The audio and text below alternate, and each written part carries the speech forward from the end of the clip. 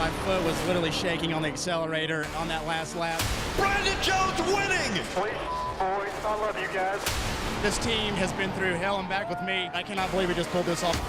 His first win ever in the Xfinity Series. Hell yeah, nice work, Brandon. Brandon Jones rocketed around the outside, bypassed everybody. That is what I'm talking about.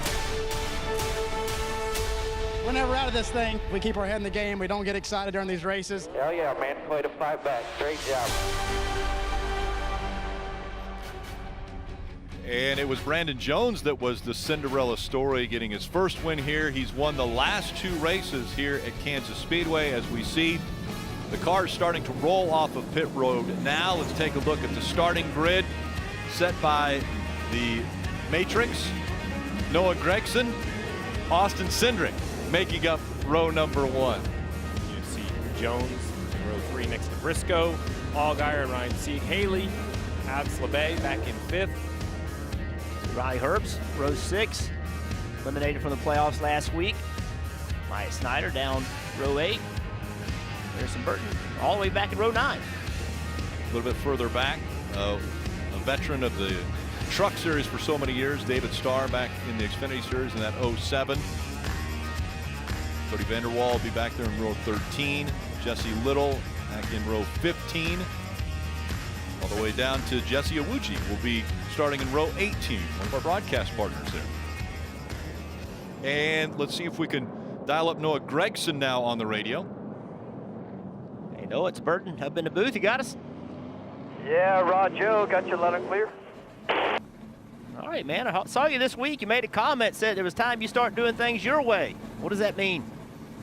It just means that I just need to stop listening to all the opinions. There's a lot of opinions, both good and bad. So, Dave Allen's leading this Bass Pro Shop True Timber team. He does a great job, and just trying to focus on this number 9 team, ultimately trying to get us into victory lane. Johnny Morris and Rusty Sellers and the guys from Black Rival Coffee, they put a lot of time and effort into sacrifice trying to get me to this point in my career. So we have a great opportunity here to chase a championship thanks to Xfinity.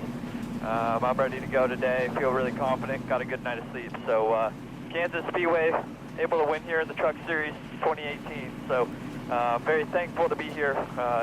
October Flannel Fest at Bass Pro Shops. You can get your flannels for good prices over there. So have fun, ready to go, and ready to have a good time. All right, buddy. Good luck. Have fun tonight. Sounds good. Thanks, guys.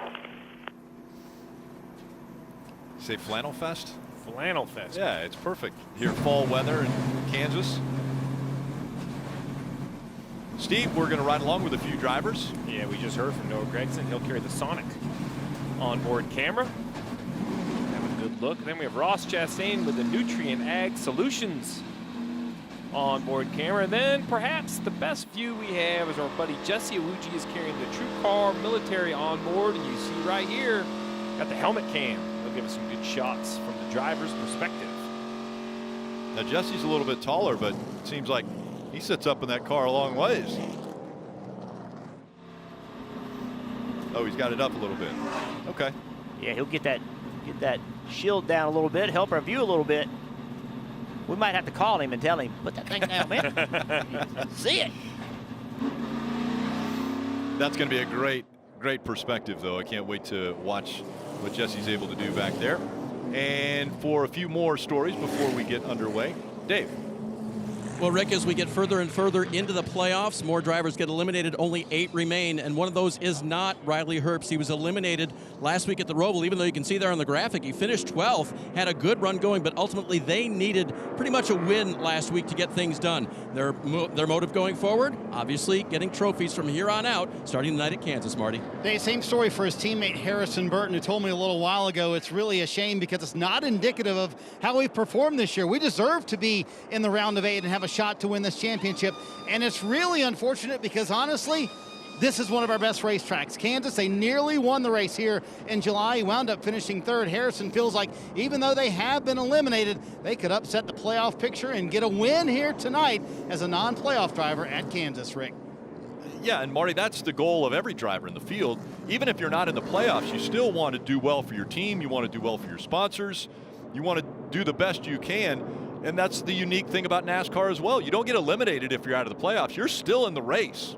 Yeah, I have a couple. Harrison Burton and Hemrick, a couple sleepers here at Kansas Speedway. We're going to break the race down. As we mentioned at the start, it's a 1.5 mile track, but anything but straightforward. We see some big accidents early. This race will be 200 laps, 300 miles, both the first and the second stage, 45 laps in length. The final stage, a long one, 110 laps. We could see green flag pit stops in that final stage. Pit road speed, which they're checking right now, 45 miles per hour. Fuel window 56 to 60. And a little footnote, because of no practice, consistent from NASCAR, our competition yellow today should be on or around lap 20. And once again, we're going to show you the points, the 8 drivers that are still fighting for a championship. And Jeff, you broke these drivers down a little earlier today. But how important is a good showing right here at Kansas for all 8 of these drivers? Well, I think it's huge. You know, we mentioned Martinsville coming up in 2 races. This series has not run at Martinsville in a long time. Nobody has any notes. That means that every race before it is that much more important. So, and by the way, Texas next week, a mile and a half this weekend. I think you're going to have to perform well here if you want to feel good going into Texas. It's the playoffs. The pressure starts right now. And you see the lights still on the pace truck. So let's hear from a guy who just got out of a truck who ran just a little while ago, Parker Klickerman. Right, Rick, I was just on the track, finished 15th in the truck series. I think I didn't even look really. I was a little livid afterwards, but nonetheless, I wanted to talk about the track these drivers are about to experience. Now, in the truck series, we were dealing with a lot of wind into turn 3. It was huge gusts, upwards of 35 miles per hour. As we've gone the nighttime here, that is sort of gone away a little bit. You see the flag there, not quite blowing, so I think the drivers will have a better time there. But one thing they do have is a ton of rubber on this racetrack, especially up next to the wall. So it's going to take a while, I believe, to get that wall to come in, because they're going to have to root that rubber from the truck series and lay more rubber down on the bottom and middle grooves to be able to move up top. Parker, you did finish 15th, by the way. You were involved in an accident right away, and Thanks. so I'm sure that you were frustrated. That wasn't the start that you were looking for. No, we probably had a top 5 truck, I think. But nonetheless, I'm looking forward to this race. It's going to be awesome. We appreciate your perspective, so thanks for being a part of the broadcast. Well, this has been a very interesting year with the schedule. We have visited Kansas Speedway once already back in July. And you see, look at the playoff group. Brandon Jones was the winner, Cindric second. Sieg in 4th. A great run for Ryan Sieg. Jeff mentioned the Cinderella story. I think it can continue. Perhaps the bigger note, though, Briscoe and Noah. You see him outside the top 10 there in 14th and 15th. So, I mean, something like that would start to swap around. You showed the points. I mean, yeah, they have a little advantage, you know, with their playoff points, Rick, but it can go away so quickly, especially if you have an issue early. Yeah. Because then you miss out in both stages. It's like a double whammy. And that's the way we started the show, Steve. You were talking about the lap 1 incident that took place here in 2018. Wrecks, fights. Jeff, we've seen it all here at Kansas. Well, everybody knows you got to step it up in this round. You're going to have to be better in this round than you were in the last one if you're going to advance. And it all starts when they drop the green flag. Track position is so important. You can't drive into turn 1 just taking it easy. You got to go and you got to attack. And no practice. So, tough challenge for all the drivers. Noah Gragson has chosen the inside line as the pole sitter. He has that choice, so he is on the inside. Austin Cindric in the 22 on the outside. 300 miles, 200 laps underway from Kansas.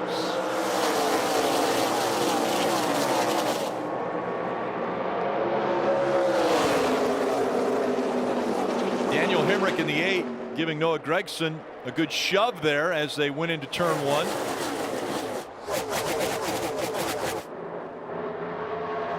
Ross Chastain in the 10 up to 3rd. Chase Briscoe in that 98 car trying to make that 3rd lane work. It's very early in the race to get that 3rd lane to work. Normally you got to get a little bit of laps on tires. Does it help that the Truck Series just ran? Yes, extra rubber on the racetrack. The Xfinity Series has been putting the rubber on the racetrack for everybody else most of the year. Tonight, they get a little bit of a reprieve from that. See Briscoe making that move on the outside work. Still sticking with it. Had an opportunity to go to the bottom, but he didn't. Staying in the 2nd groove, not as high as he was before. That's just a smart adjustment, guys. Trying to make that work early, knowing feeling that it wasn't enough grip after trying it, then going into the second lane rather than the third. It didn't take long, though, Rick, and they're all kind of searching. You mentioned middle, top, bottom, everywhere, all over the racetrack as we're on board with the 10 of Ross Chastain, that Nutrient Ag Solutions onboard camera. He's going to run the bottom, the 22 of Cindric, and that bright yellow 22 going to go to the middle. Up the racetrack, Ross Chastain goes after he tries to take second away. The crossover move by the 22 of Austin Cindric takes it right back. That shows you right there how aggressive the drivers are going to be right off the start. Ross Chastain just overdrove the entrance of the corner. Now Brandon Jones trying to get on the outside of him. What a great corner by Jones. Ran the middle, committed to the middle, and it had a good run. Just no room to get to the outside on corner exit. Once again, you see out the rear bumper of this 10, the 19 runs up the racetrack on purpose, try to find that clean air, Jeff. Yeah, just looking around, it's so important. You know, this racetrack, I'm surprised they're able to run up the racetrack already and make as much speed as they are. That's only going to get better. Look at the speed Brandon carries into the corner. Going to jump on the outside of Ross right here. Marty. Brandon Jones fresh off re-signing a contract with Joe Gibbs Racing, so he knows he'll be back in this 19 car next year, and they are under the radar by most people in the garage area as a championship contender. Remember, he's won the last 2 races here at Kansas, and the championship race is at Phoenix as he battles with Ross Chastain. And who won the spring race at Phoenix? Brandon Jones. I asked Brandon earlier, do you think you're an underdog? He said, I hope everybody thinks we're an underdog, because if I get to Phoenix with a shot to win the title, they better look out. Oh, Ross really loose right there. Look at all the work Ross is doing inside of that race car. Xfinity cars are the most difficult cars to drive on mile and a half in the NASCAR Top 3 Series. We're going to see these drivers working hard all night. And to Marty's point, he talked about Brandon Jones, you know, when he gets to Phoenix. Remember, when we talked to Brandon Jones earlier, he said, I beat the man at Phoenix.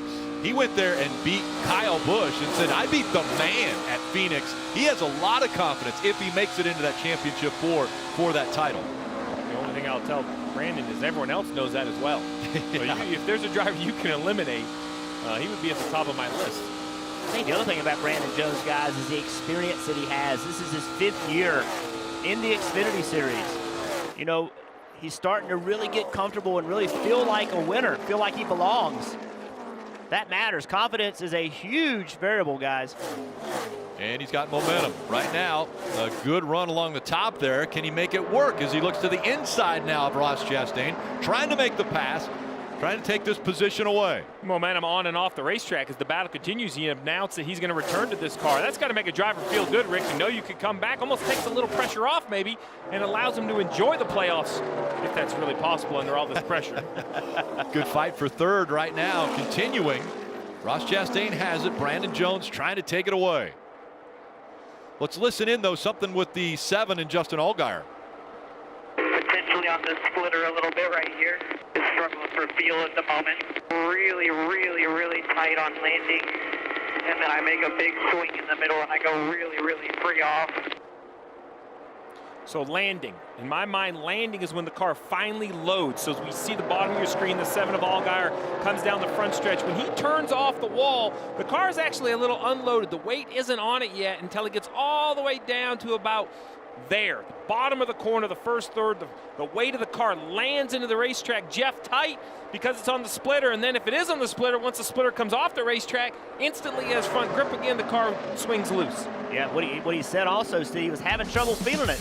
That's because the splitter's on the ground. You have no idea what the car is doing. That's holding the car off the racetrack. He's running 9th right now. Gregson out front, and the caution has just come out.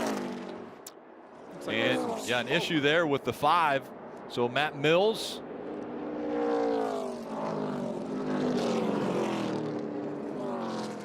See what happened to Matt.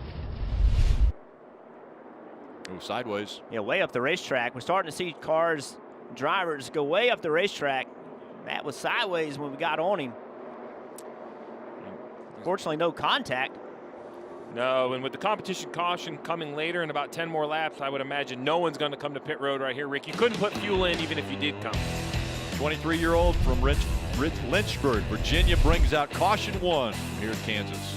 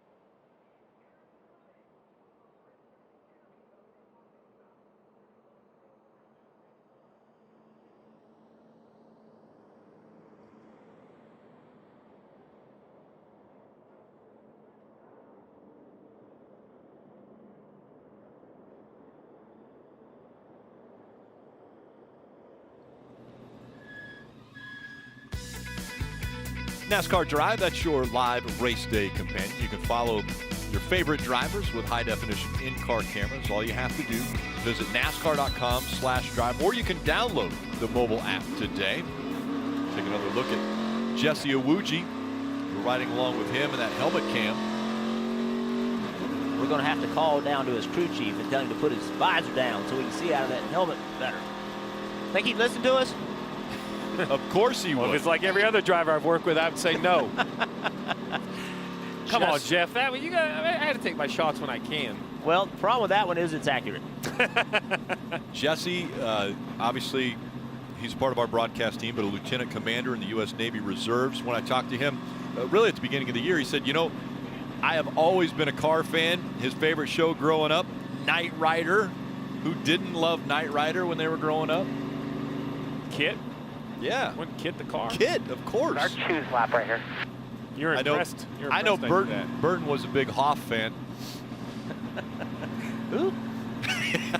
All right, getting ready for the choose rule. And when they come just to the start-finish line, about 2 seconds before they have to decide to go either to the bottom or the top of that arrow. Most important thing is don't touch the orange box. You see the arrow, that's fine if you make contact with that, but there's an orange box right after it. If you run over that box, you'll go to the tail end of the line. That's the wrong choice. Marty. We'll see if you saw Austin Cindric take the outside there. He'll start on the front row here and running in second right now. In July, he really probably had the best car in the race. He told me, I feel like we need to make up for that one and we need to get back to victory lane. His crew chief, Brian Wilson, told me, I honestly feel like other than Phoenix, tonight is the most important race of the playoffs if you want to advance to the championship four, Dave. Marty, when I talked to Justin Haley earlier today about running Kansas Speedway, so one of the things we're doing differently is how I'm asking for the car to be set up this year initially. Now, of course, they don't have practice to work on it, but initially he's getting it to the point to where he can run the high line better than he has in the past. Basically been a bottom feeder for a lot of the time. Now he's got the car set up at the beginning of a race to be able to go up there. He'll start on the bottom, though, Parker. Well, Dave, for the junior motorsports car, starting with Noah Gragson down to Allgaier, Hemrick, and all the way down to Annette, each one of these drivers reporting loose center off inside those junior motorsports cars. Remember, all these teams always developing, trying to get faster, and it sounds like whatever those junior motorsports cars early on are very loose. Noah Gragson once again has chosen that inside line. Austin Cindric will be on his outside as they go through the restart zone. A lot closer here, and maybe an advantage for Austin Cindric, although Ross Chastain slides out, tries to take the lead as they go into one. 4 wide there, guys. Look at that move by Chastain. Now, Cindric trying. Oh, the 22. Cindric around. He collects the 9. They make more contact. They stay straight. Cindric was sideways coming out of turn 2 as the caution comes out. We talked about it at the top of the show. Kansas and playoff competitors have not mixed well. Cindric. A lot of damage. That left front wasn't even turning there for a while. Heavy damage to the 9 of Gragson as well on the right front. Look at the points on the left side of your screen. 22's waiting to turn left to try to get on pit road to bring it to his crew as soon as possible. I mentioned the issues. Look at the history. 2016 through 2019, 6 of 8, 5 of 8, 5 of 8, 6 of 8. Already today we see 2 playoff drivers out of the 8 with heavy contact early in the race. Well, we saw how aggressive the restart was, guys. There were 4 wide. Look at this right here, 4 wide. Fighting hard for track position. Right here, there's a move. I can't tell if they made contact or not, or if the 22 just got loose with the air getting pulled off his spoiler from the 9. I don't know, guys. Was there initial contact? It's close. It seemed like the 22 was about to come down, right trying here. to get by the 10. Right here. Not a good shot to see if we got contact. But clearly, as you said, Rick, Cindric just trying to make a move to cross over the 10 car. Let's see right here. I can't tell. Yeah, if there was contact, it was very slight. Well, how about the save by the 10? I didn't see that in real time. I was so focused on the other 2 wrecking. Chastain had contact, went for the big slide. What's Briscoe thinking right now? He's on the brakes. Could you please just keep it straight, you two? Well, you never want to see your competition have problems, but that's been, that 22 car has been the most difficult car. This is the 10 making it 3 wide right here. 2 on the bottom, 4, 2 on the bottom. And then watch this save by the 10 after contact. All clear, 22 inside tight, stay away. Man. So NASCAR's going to move the competition caution. Interesting, the spotter for Ross Chastain, who we were just riding along with, said stay in line, stay in line. Ross Chastain went to the inside of the 22 and was going for the lead. It's just, guys, we talk about it every week. Track position is so important. I know people are watching at home saying, why are you wrecking this early in the race? Well, if you give track position up, maybe you never get it back. 1 up, 1 down, 1 up, 1 down. Good shot here from Noah's car. Still 1 up, 1 down. In and out. In and out. That looked like there was a little bit of contact there. Keep rolling straight. Racing happens. We ask our drivers, who want the drivers out there giving 100%, racing as hard as they can. You see Noah's frustration. You race that hard, these things are gonna happen. Heavy damage right here on both these cars. I expect none of the leaders to come to pit road with the competition yellow still looming at lap 25. So now it's really, can the 22, can the 9 make repairs to get out on the racetrack, meet minimum speed, get off the crash clock, and take another shot at it? That is the repairs when the competition yellow comes out.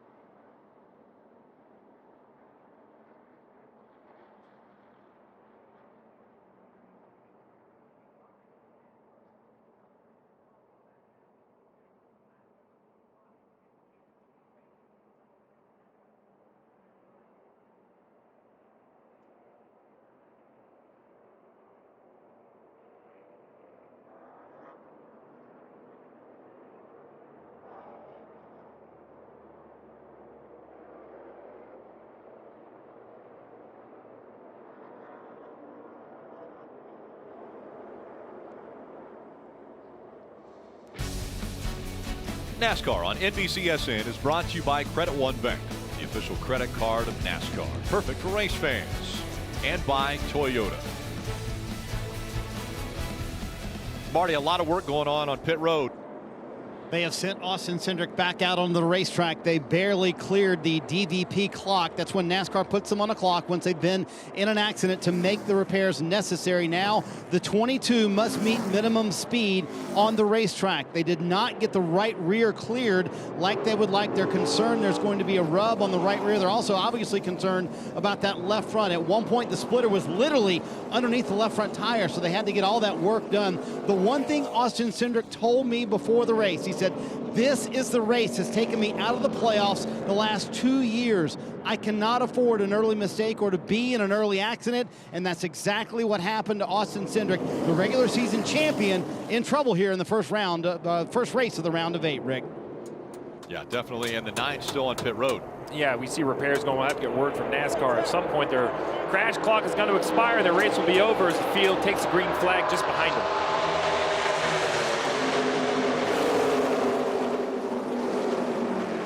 Ross Chastain in the 10. Out front, the 98 of Chase Briscoe, who was behind the 9 and 22 when they were wrecking. He now is up to second. Brandon Jones, and here comes Harrison Burton in that Dex number 20.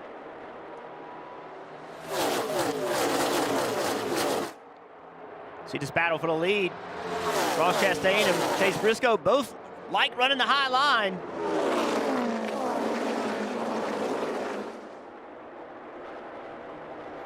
Briscoe down low. Look at this. 3 different lines out of 1, 2, and 3. Briscoe now to the inside, trying to take that top spot away.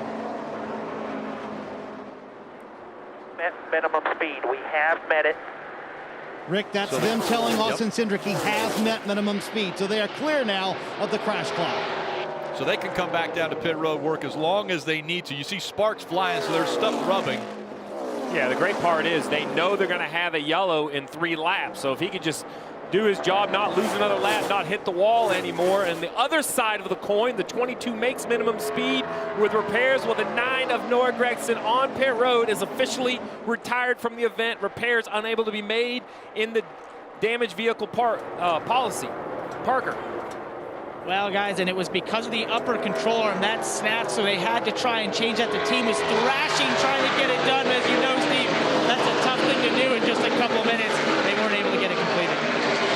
As you see right here, a great battle between the 19 and the 10. I just can't believe Noah Gragson averaged inside a top 3 in the first round of the playoffs, had so much momentum, and now you see on the left side of your screen, minus 33. And there's 0 opportunity to gain points. His only hope now is others will continue to have trouble. I also think, Steve, that the hill to climb is taller too, because he has not been good at Texas. Probably his worst racetrack in the Xfinity Series, and that's the next race. So they've got their work cut out for them.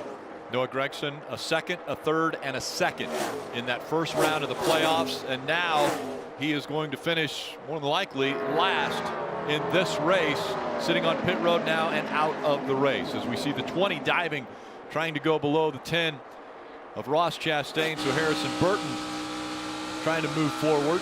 Yeah, up 14 positions from the start of the race. Just a good, solid run. Harrison was a driver I thought was going to have a chance to move out of the first round. He was unable to do so. I have a little bit of a sleeper, as we talked about earlier, that he could win a race and steal that golden ticket from a playoff driver, and he's proving it with this speed right here, up inside the up inside the top 5, currently in 4th. I expect to see the yellow this time around when the leaders see the line. That move right there, Chastain saw Harrison run a different line in 1 and 2. Well, he went to the top in 3 and 4 to take that away. Harrison driving underneath Chastain. Looks like he's going to clear him getting into 1. So Harrison Burton up to 3rd. Good speed on corner exit out of that 20. Really able to put the power down. And now you see the lights come on. Comp caution. Engines shut off. Let them cool. Save a little gas. Competition caution. And out front, it's Chase Briscoe, Brandon Jones, Harrison Burton, Ross Chastain, Ryan Sieg. They are all part of the top 5. An impressive run for Sieg early in this one. Anthony Alfredo is in the 6th spot. Riley Herbst 7th.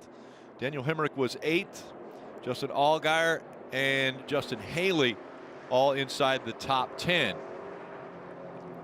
So, Rick, you have a couple situations here. First, the 22 of Austin Cindric, who had lost 3 laps in those initial repairs. We see Noah takes his car to the garage area.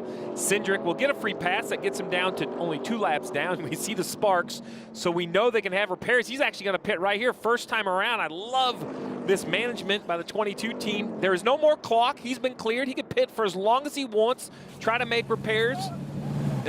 He's going to have to start in the back. I mean, obviously, he came to pit road when it was closed. Well, he's the free pass, but it doesn't matter. He's already on a penalty. Okay. It doesn't matter. They have bigger issues than that. They need to get this car up to speed. They've done what they needed to do. You see the heavy work continuing. The other issue, though, is I don't expect the leaders to come to pit road because they have a limited set of tires, Marty. They only have 4 sets in the pits. With that long final stage, they probably not pit here and save a set for later. Yeah, Steve, most every crew chief I talked to said they would not come here at the comp caution and wait until the end of the stage. You watch Noah Gragson heading back to the care center for his mandatory trip. Back out on pit road, Austin Cindric, the regular season champion. You guys were talking about how they calmly went through the repairs. Give Brian Wilson, the crew chief, a lot of credit. Very calmly guided everybody through all the repairs, especially on the left front. And Austin said no vibrations when he was riding around. There was some smoke from that right rear tire rub, but it went away. So they are a lot of hope here that they obviously not going to compete for the win today, but at least can finish more laps, Rick. Yeah, and all the cars running up front stayed out on the racetrack. There's Noah Gragson on his way back to the probably Infield Care Center to get checked out first.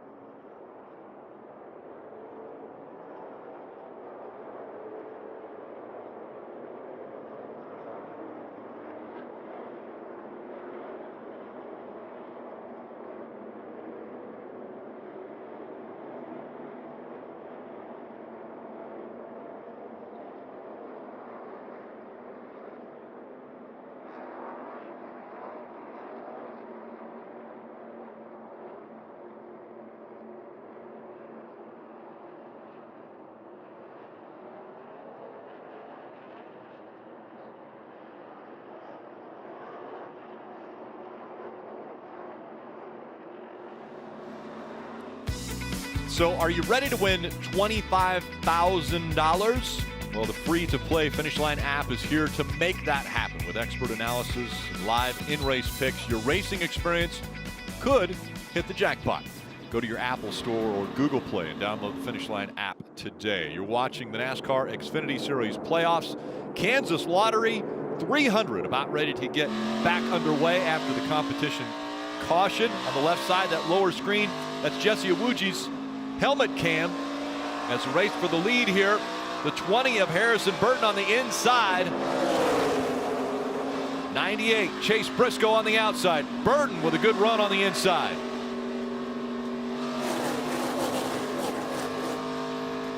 Jones in that outside lane. That outside lane's going to get moving right here. Harrison's got to try to carry good pace through 3 and 4, so he hopefully can slide in behind Brandon Jones. That would be the goal right now. You see all these drivers, even though the tires may have cooled off, they're still older, Jeff. Moving up the racetrack, running the middle, running the top, not as needed to run right around the bottom like we will see when they put brand new Goodyear tires on. Here comes Jones in that 19. So now it's Briscoe, Jones, Burton, Chastain, Sieg. On board the 10 of Chastain right here. You hear him working the throttle a little bit. You see those green dots, wide open throttle down the straightaways, but this many laps from the tires probably have to breathe a little bit. Jeff, you mentioned how difficult these Xfinity cars were to drive. You called them the most difficult of the 3 series. I assume that's just because of the lower downforce. These cars at the high-speed racetracks, like these mile-and-a-halves, have much less downforce than the trucks and the Cup cars. Ryan Sieg in the 4th position. Dave. See there on the bottom line, Steve, the 39 running. One of the veterans in the round of 8, and talking with his crew chief, Cowboy Starland, this morning, he said that's going to work to our advantage. Even though we have a points climb, if we're going to make it through on points. Oh, and Daniel Hemrick is in the wall, guys. We're going to be able to outrun some of those younger guys because we think they're going to make mistakes. Well, the youngest is Justin Haley at age 21, but the 2 guys that just wrecked out, Cindric and Gregson, age 22. Advantage Ryan Sieg playing the veteran move and hanging in there in the 39. The 8 made it to pit road. It looked like he had a left front tire flat. We'll have to go back and take a peek, see if he had contact with somebody. Seems like an odd time to have a flat tire. Running 8th at the time. You see right here, 3 wild. Left front's already flat. He's up the racetrack into the wall. I don't think the contact to the right side is very heavy. The question is, has it drug anything important off? And nothing the driver can do at this point. Flat left front tire. Doesn't look like the Goodyear is quite as crisp on that tire, which tells me at some point in the first 34 laps before that accident, he made contact with somebody. Looking at these restarts, I won't say that I'm shocked that there's contact. See that 21 car, Anthony Alfredo, he's come up through the field as well. Steve, he's got a really strong car. He's been fast every time he's sat in it, Dave. Jeff started 25th tonight. He said, I think probably 80% of the time, just because we have drivers rotating through this seat, we start in the back of the field, and yeah, that's hampered us a little bit, but I love passing race cars, and he's all the way up to 6th now. Alfredo will run this race, and next week at Texas for this 21 team, final starts of the year for Richard Childress Racing. See the biggest movers on that lift, Moffitt and Hill as well on the bottom left of your screen. Moffitt won the truck race that Parker Kligerman was in earlier today. Hill ran 3rd in that race, so their time on the racetrack, that experience is showing as they're both up 17 positions. Youth, a lot of youth in the series. Anthony Alfredo just 21 years old from Ridgefield, Connecticut. You see right there, Anthony trying to work himself up to that wall. As this race goes on, he's going to have to get closer to it. He's going to have to enter higher, get right against that wall. I'm good with him not doing it right now, though, Steve. 9 to go in this stage. No sense in getting right against the wall right now. Make a mistake, hit the wall. He's done a good job, solid at the start of this race. A little early to be yammering. Yeah, I like kind of manage your risk. I mean, obviously it seems to be working. He just gained right there on Chastain. Now he turns to the bottom as Chastain goes up the hill, tries to go by that 39 of Sieg. I think also, guys, that 10 car, Ross Chastain, we know he's going Cup racing next year. So all these guys are racing with someone that a car owner in the Cup Series feels is ready to go Cup racing. You want to race that guy hard. You want to show people you can do it too. Chastain gets in front of Sieg, so he moves up to the 4th spot. But Sieg battling back now to the inside. We mentioned Sieg as a Cinderella story, family-owned team. Ryan Sieg trying to shock the field, see if he can make it into the championship 4. Trying to make the most of that support. You see CMR on the hood of that race car. They have announced they're going to be back full-time with the Sieg family again next year. That support and the hard work and determination of this team, you see it. They continue to improve, try to get some newer equipment each week, and as we continue into the playoffs, he's right up here battling. The early caution that came out for the 22 and the 9, and the 9 driver out of not only the car but out of the race is standing by with Marty. And the first thing we want to ask Noah Gragson, what was their contact with the 22, Noah? I'm not sure, Marty. That's a good question. I've yet to see a replay. So our Bass Pro Shop Camaro is rolling there at the beginning. Yeah, I guess. I mean, when you're in the middle of 4 wide, it's tough. We all get crowded and pinched up. It looked like off of turn 2 on that restart. It's a bummer. Definitely frustrating, but I don't know what I can do. We're all racing to get the lead, and just a racing deal. So thankful for the opportunity. We still have 2 more chances. Round 1 went so well for you, but now you're going to be about 30 points down. How do you feel about Texas and Martinsville maybe needing a must-win? Well, we've had good speed at Texas in the past, and so I'm confident about that. And Dev Owens and the rest of our team, we're extra motivated. That's the good thing about these Xfinity playoffs is you could have a bad race. You don't want to, obviously, but it allows you to kind of rebound. So we're going to have our heads held high this week. Thankful for the opportunity. I've won a truck race at Martinsville in my career, so I like that track, but it's not the ideal place we want to be, but we're still in it, so we'll keep those gloves up and keep fighting. Closing in on the end of stage 1, and Noah Gragson already out, Rick. Yeah, 2 playoff drivers affected early in this one with Austin Cindric and Noah Gragson, and you see Gragson 31 points now out, 28 points, 31 points. It's varying back and forth, but Cindric 2 points below. And remember, Austin Cindric has had a great season already with 5 wins already. So a lot of playoff points coming into this round. It just reminds us all that nothing is guaranteed. The system, I think, is stacked in the right direction. A good run in the regular season aids your moving through the playoffs with those playoff points, but nothing is guaranteed as we see almost 3 wide racing out of the 7 and the 39. A little surprise from this run from Allgaier. I thought he'd move forward a little bit quicker, trying to get by Sieg for the 7th position. Yeah, we saw a good battle off of turn 4. Right here you see Anthony Alfredo turns underneath Ross Chastain.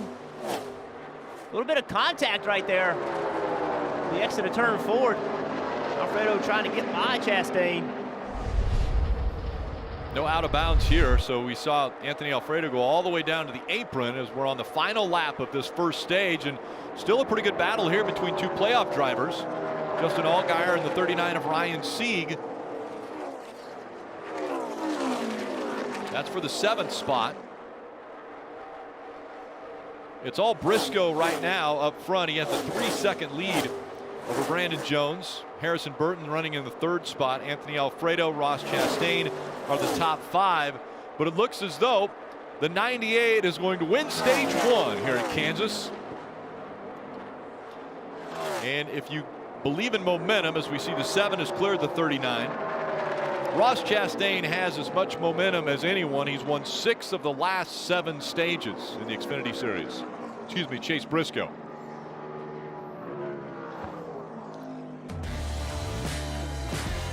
So Briscoe continuing his winning ways. Takes stage 1 at Kansas. Can he continue on and get that ticket to the championship board tonight?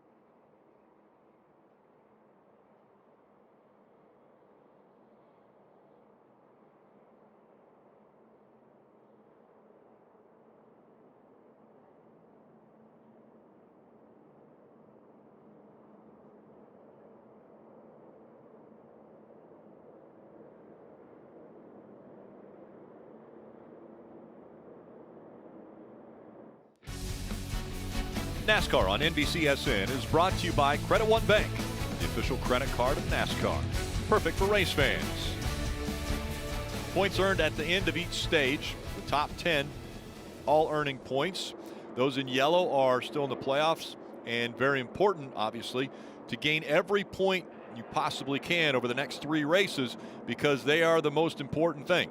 There will be 4 drivers that will challenge for the championship. That means no matter if 1 driver or 3 drivers in the playoff win over the next 3 races, 1 driver will get in guaranteed on points. And so points very important.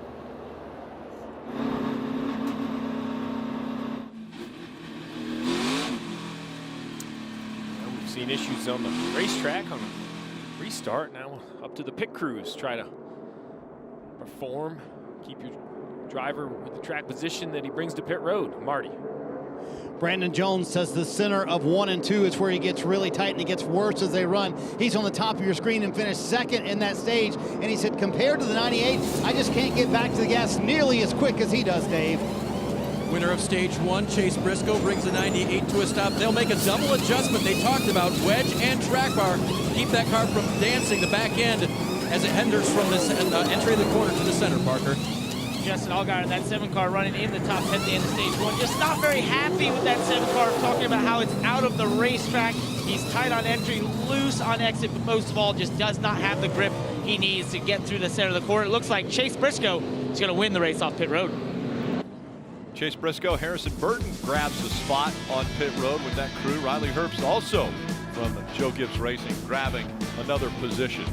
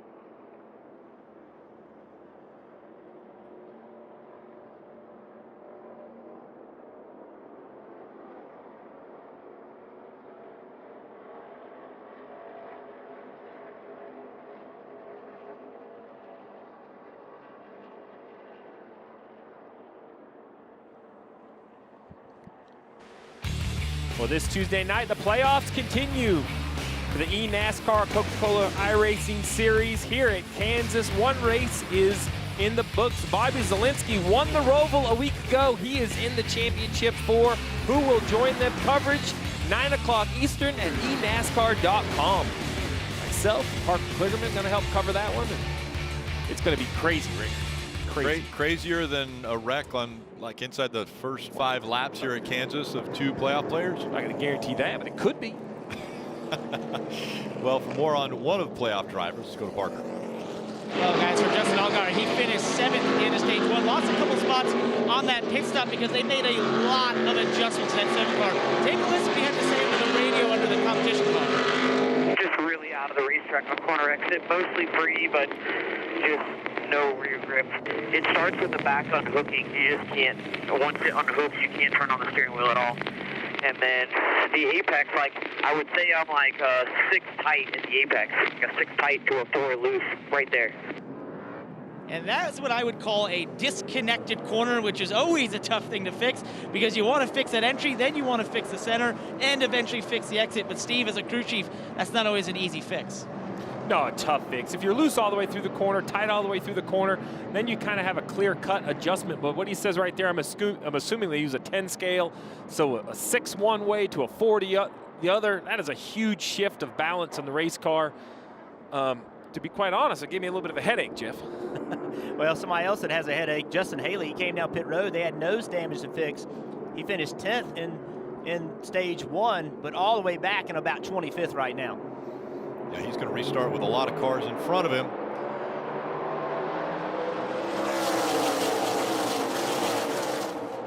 Oh, we see the 18 of Herbst turns left, gets underneath his teammate. See if he can make it stick. 3 wide. We have seen this get tight off the corner. Throw the 19 in there too. Brandon Jones surging ahead. Here comes the 10 of Ross Chastain. Harrison Burton drives way down in the corner and clears the 18. Oh, we have the 0 spinning. Jeffrey Earnhardt, and didn't look like there was contact made. All right, 4 tires, 4 tires. But the caution comes out, another restart. Well, let's see what happened to Jeffrey. So 3 wide. We've seen a lot of 3 wide today. See 11 car Justin Haley driving underneath him. See what happens here. Oh, contact.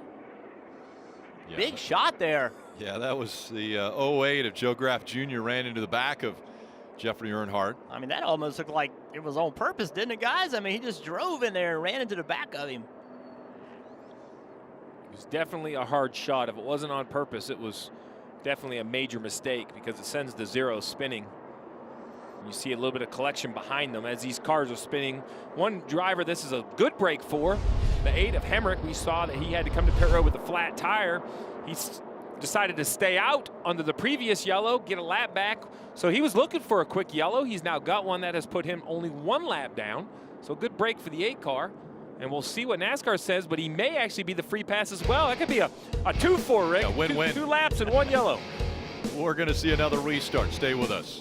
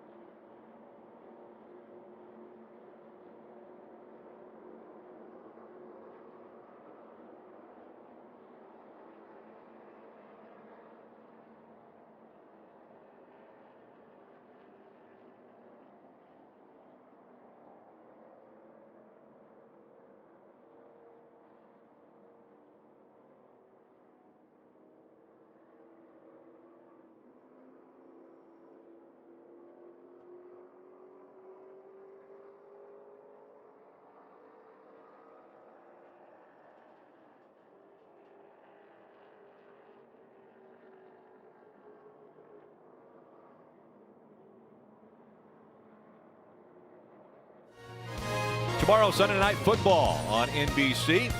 Battle between division rivals Aaron Donald and the Rams visit George Kittle and the 49ers. And coverage kicks off at 7 p.m. Eastern with Football Night in America. Still under caution. We will get another break out of the way and be right back for the restart. Well, campfire here in Kansas.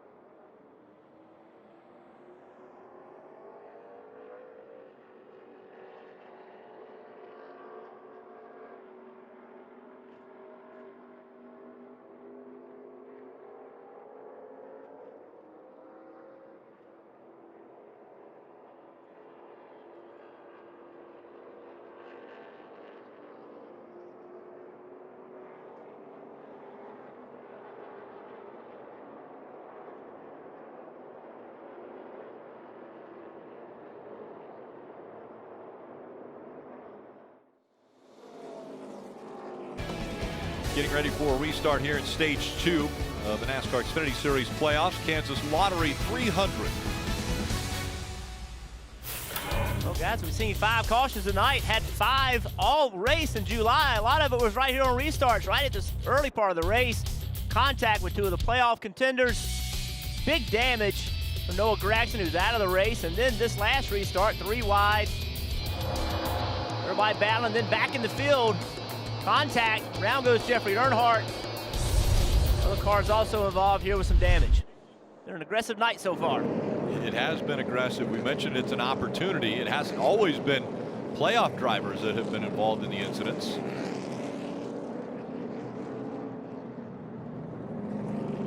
In these restarts, we've seen a lot of drivers make it 3 wide. They pass the start-finish line. Remember, keep in mind, the rule is once you go past the start-finish line, you can go wherever you want to go.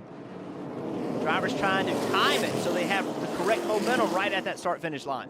They have to stay in line until they get to the start-finish line. Right now, they're coming through the restart zone. Chase Briscoe on the outside, Ross Chastain on the inside. Good push from the 20 of Harrison Burton. Ross Chastain with the advantage, but the momentum going to the 98 of Chase Briscoe. We'll see if he uses it. He stays to the outside, and now here he comes on the outside, getting by Ross Chastain.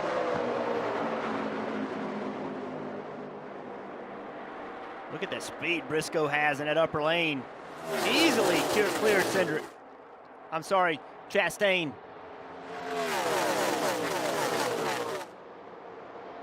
Briscoe, Chastain. Brandon Jones, Harrison Burton now fighting with Anthony Alfredo for the 4th spot. Alfredo's fast. That car has been fast this year. It's fast again tonight. Diving into turn 3. Alfredo right in front of the 20 of Burton. Here comes Brandon Jones, a big run by the 19.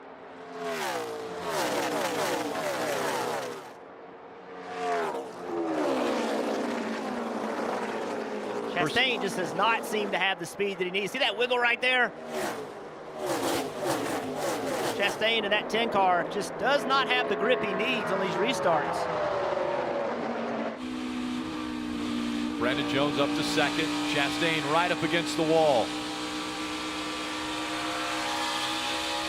Oh, you see the 21 of Alfredo.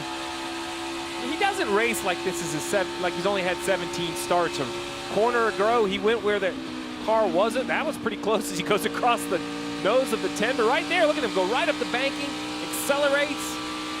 races like he has a lot more experience in traffic, Rick. I mean, we know he has speed. Look where he's running in the 3rd position. I'm talking about his traffic and how he manages the traffic moving around other cars. Dave.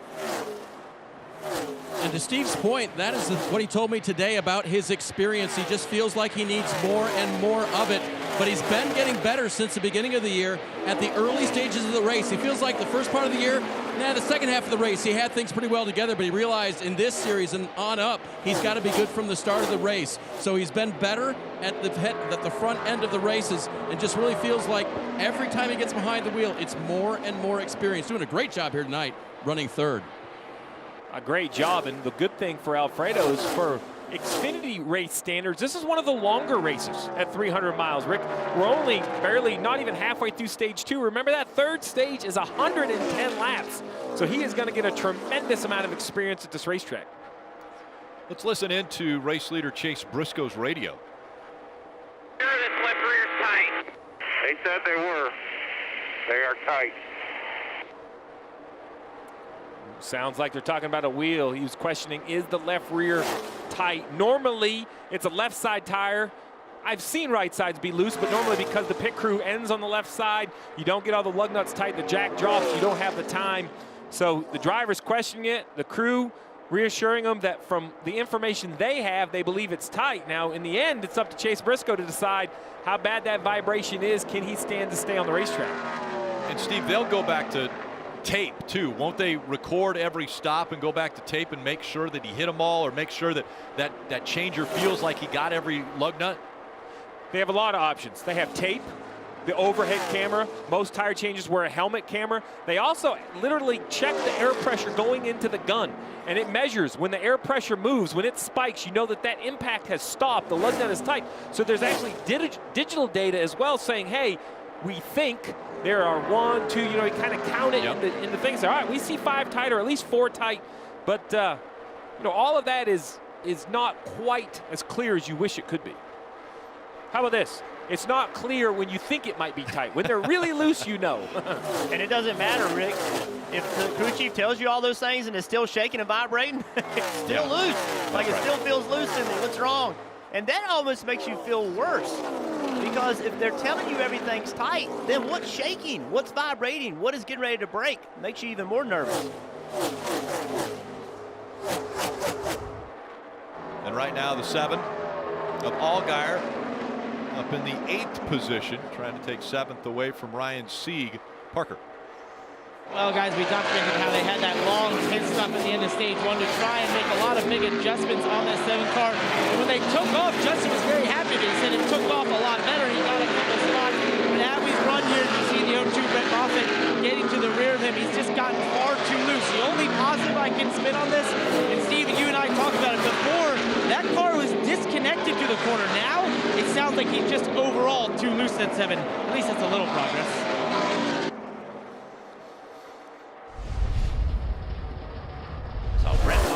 Justin Allgaier racing pretty hard earlier. Well, here they are down the back stretch. Contact. Justin trying to get a little better angle of entry getting into turn 3. These guys made contact. Didn't seem to damage much though, Steve. These bodies are really tough on these Xfinity cars. Yeah, I don't think there's a lot of damage, but I will tell you that 7 car is loose. I kind of watched just the left front tire, if that makes sense. And you watch him turn down to the corner, and then the back of the car moves around. That left front tire keeps counter steering to the right. He has got a handful, although it doesn't seem to be hurting his speed as he closes in on the back bumper of the 39. Justin Allgaier, he'll get better all night long. That experience that he has, given the information to his team, and he'll hang in there. He'll fight all night long, and before this is over, they'll make that car better, and he'll be up toward the front. He's been successful this year, already in victory lane a few times, but right now it's Chase Briscoe still out front at Kansas.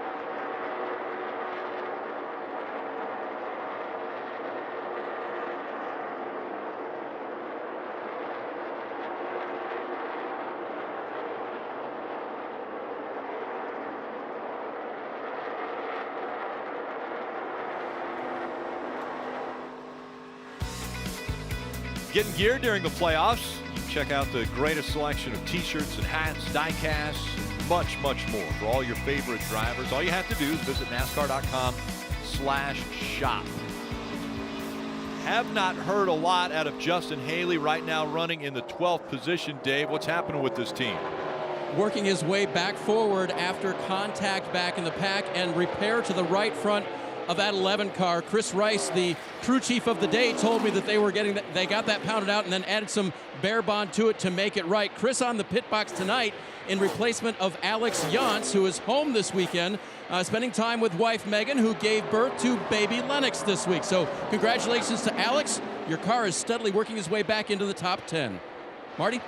Dave, meanwhile, his teammate Ross Chastain is up in the 5th position, and man, we have seen him have his hands full this evening, and he says the car is loose. And Jeff, maybe you can talk about this. He said when he hits the seams just the wrong way in 1 and 2 or 3 and 4, that's where those seams are in the middle of the corner. That makes that loose condition even worse. So kind of walk the fans at home, Jeff, what it's like to drive over those seams here at Kansas.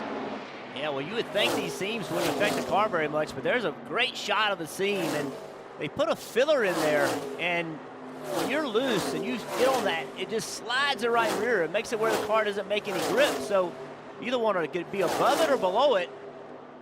It's crazy how some racetracks that seam really affects the cars, and other places it doesn't. Chastain feeling like it's affecting his car here tonight. Good run here out of the 20. Harrison Burton closing the gap now.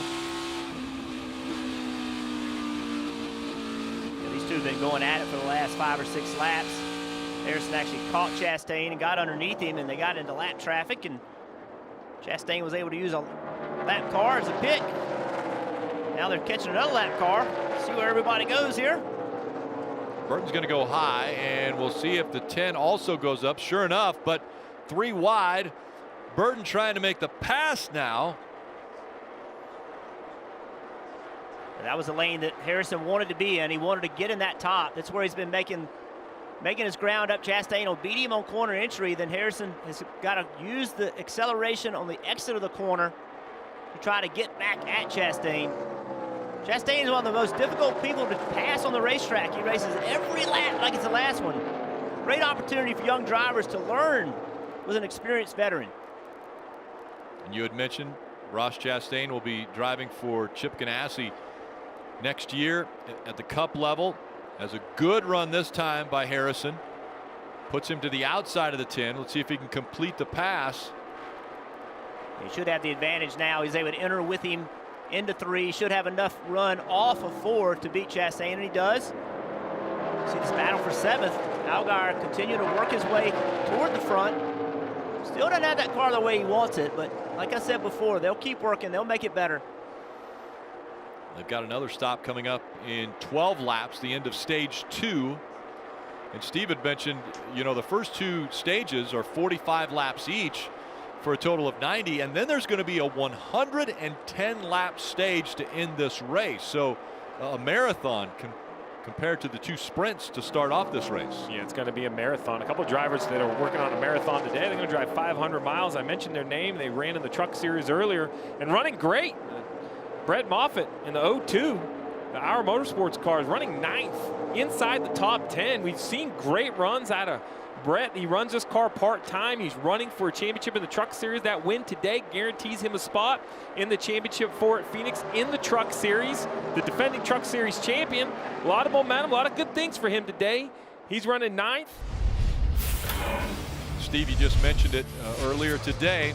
In a battle with Zane Smith in the 21, Zane goes wildly down onto the apron there. And Brett Moffitt hangs on after 4 runner-up finishes this year and no win. He gets win number 1 of the 2020 season, and he will be a part of the championship 4 to end the season to see if he can defend his title. Yeah, just such a nice guy, nice driver. Had that awful accident during the pandemic break where he broke both legs, came back from that. Both femurs. Oh. Yeah. And he's being hounded. He might think he's in the truck because he's being hounded by the 61 of Hill. Austin Hill ran 3rd in the truck series today with a damaged truck. This is actually the same team. Hattori Racing Enterprises is the team that he drives for in the truck series. So they ran third today in the Truck Series. Here they are in the Xfinity Series. Same guy on top of the pit box, Scott Zipadelli. If you recognize that last name, that's Greg Zipadelli's brother. A lot of experience on top of the pit box. Great to see these two truck regulars running inside the top 10. Marty. And Steve, you think those laps earlier today helped these two young men, as you mentioned, both running inside the top 10. So Brett Moffitt had what we call high-quality problems. You mentioned getting his first win of the year and putting himself into the championship four. But when you win, guess what, Parker? You got to do media. You got to go do all that. So we had to hurry all that along and then go jump in the Xfinity car. So it's been a busy afternoon, but one he'll take. Brett Moffitt winning earlier, running in the top 10 right now. Those are great problems, Marty. Not quite the case for Daniel Hemrick in that 8 car. They actually went 2 laps down earlier in the race. When they had the instant you saw he got in the wall, they came down pit road. They had to fix that, put tires on. They took a wave around. Then immediately were put in the lucky dog position. They got that. They're now back in the lead lap, and he's driven all the way up into the top 15 and trying to score stage points, which is important for this team. You might wonder why. Well, this team is actually in the owners' playoffs. So that 8 car with Jeff Burton, Daniel Hemrick at the wheel over the year has put themselves in that playoff position. They want to try and get those stage points. So earlier this year, it was Austin Cindric that was the dominant car. Now it's Chase Briscoe who is the dominant car, and Austin Cindric is multiple laps down. On the left of your screen, you see Cindric right now is at the cut line. He's well below the cut line because of the situation that he is in. He's 21 laps down to leader Chase Briscoe, and he's put himself in a hole. Well, this is what we talked about at the top of the show. There are no guarantees. Now, the one thing Cindric hopes, as silly as this may sound, is he hopes Briscoe wins, because Briscoe has a bunch of points anyway, so he probably figures he was moving through. You go ahead and throw a surprise winner in there, you know, a Sieg or an Allgaier, someone like that, that makes that issue for Cindric even worse. Right now, though, Ross Chastain is doing all he can do to just try to save another point, battling with the 18 of Herbst. Herbst is just much better. He's run the 10 down from about a second back. As he turns underneath him, 10 of Chastain's going to want to make some adjustments. Marty, what are you hearing from the 10 of Chastain? Boy, it's just a struggle bus this afternoon. Ross has his hands full. You see him kind of working that wheel right and left. Very loose inside the race car. He said, guys, I don't know what to tell you.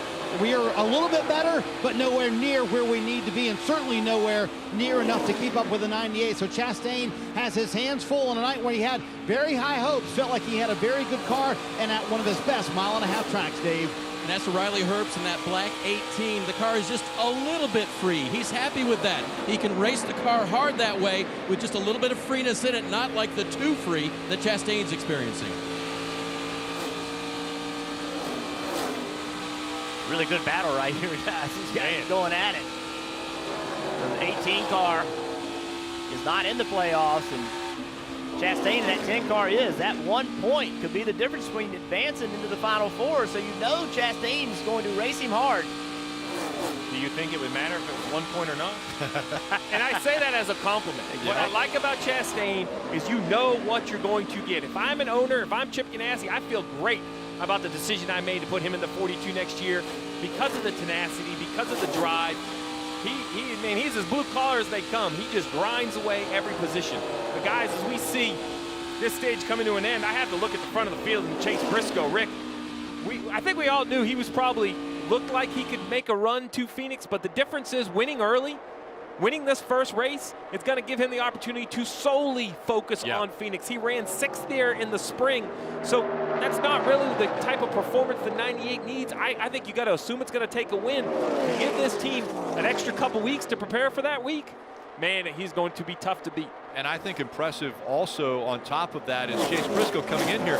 Probably wasn't a guy that you looked at and said, oh, he's a favorite, because in the 3 Kansas races that he started, only 1 top 10 finish. It was a 3rd a year ago, but here's now Chase Briscoe, I think, flexing his muscle, saying, hey guys, I'm the championship leader. I'm the guy you've got to look at as possibly the guy who you have to beat in Phoenix, as he wins stage 2.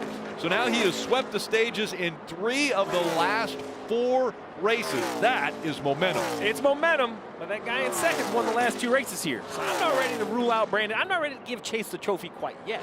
Listen, remember also, Chase struggled in the summer, right? We were all wondering, and he was too. What's wrong? What's wrong? And then right before the playoffs started, he said, it's not a problem. We were trying some stuff. Everything is going to be fine. And ever since the playoffs have started, they have been exceptionally fast.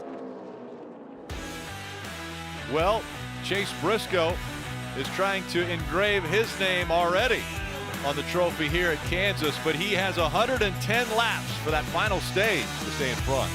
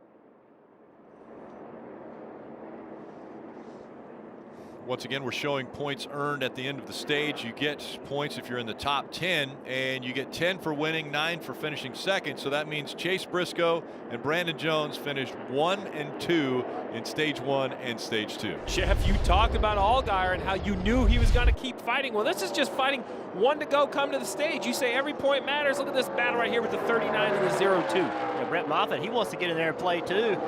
He's not in the playoffs. These other two are, but he doesn't care. He's here to race. On the very bottom of the racetrack, watch right there, the car wiggles. He gets up the racetrack, almost gets into the side of Sieg. That benefits Allgaier. He goes and clears both of those guys. That's 2 points. Those 2 points, Marty, could be real important later on. Ross Chastain, top of the screen, said, you helped it, but I still am too free, and I definitely need more forward drive off the corner. More of what you did last time. That's a wedge adjustment. Brandon Jones finished second in that stage. Again, he said, I'm just having to use too much brake early on in the run, and I'm losing time to Chase Briscoe. We're tight at the end of the run, Dave. Chase Briscoe told his team he was only running about 80% that run because of the left rear vibration. They tried to assure him it was only a wheel weight missing. We'll take a look for that. But it held on the entire time. He wins stage 1 and stage 2. We'll see if he wins the race off pit road. Looks like it, guys. Yeah, he's going to hold on. Their team did a great job. And Brandon Jones also holding on to that position. Anthony Alfredo up there in the top 3.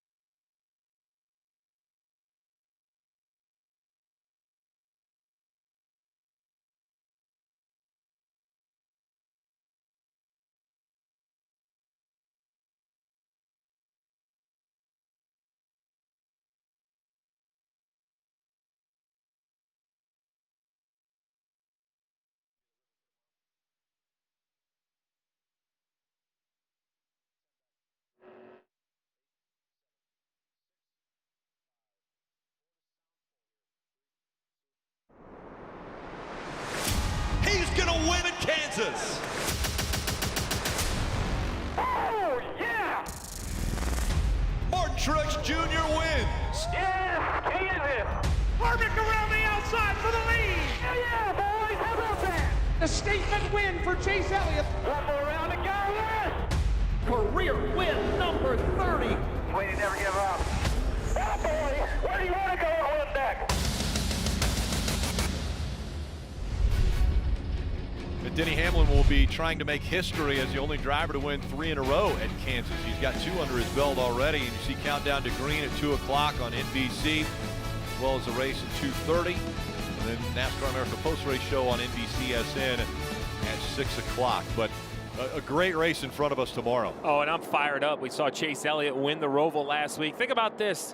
Since NASCAR has been back from the pandemic, only twice have drivers other than Harvick and Hamlin won back-to-back races. So with Chase's win last week, does that mean it's Harvick and Hamlin, Jeff? Are those the 2 we should be looking at tomorrow? I really think any of those 8 drivers could win. Yeah, I do too.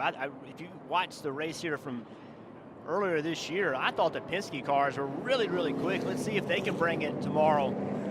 It's, you know, I love this time of year. It's just the pressure gets ramped up. You got to perform. If you don't, you're not going to make it to the next round of the playoffs. It's just so much fun for us. Saw a little action on the exit of pit road. See that 18 car, Riley Herbst, just jumped up in front of these 2 guys, and Chastain had to outside. Yeah, outside. He had to get in the grass. He's used to farming though. Yeah, nice. 18 coming out. I'm going to squeeze the 20. You're good. You're good. 1 red. The watermelon farming nice. 1 red. family. No damage there. I'd be a little concerned if it got all the way to the grill, because you can put a little grass in the grill. But Dave, that looked like probably no harm, no foul for the 10.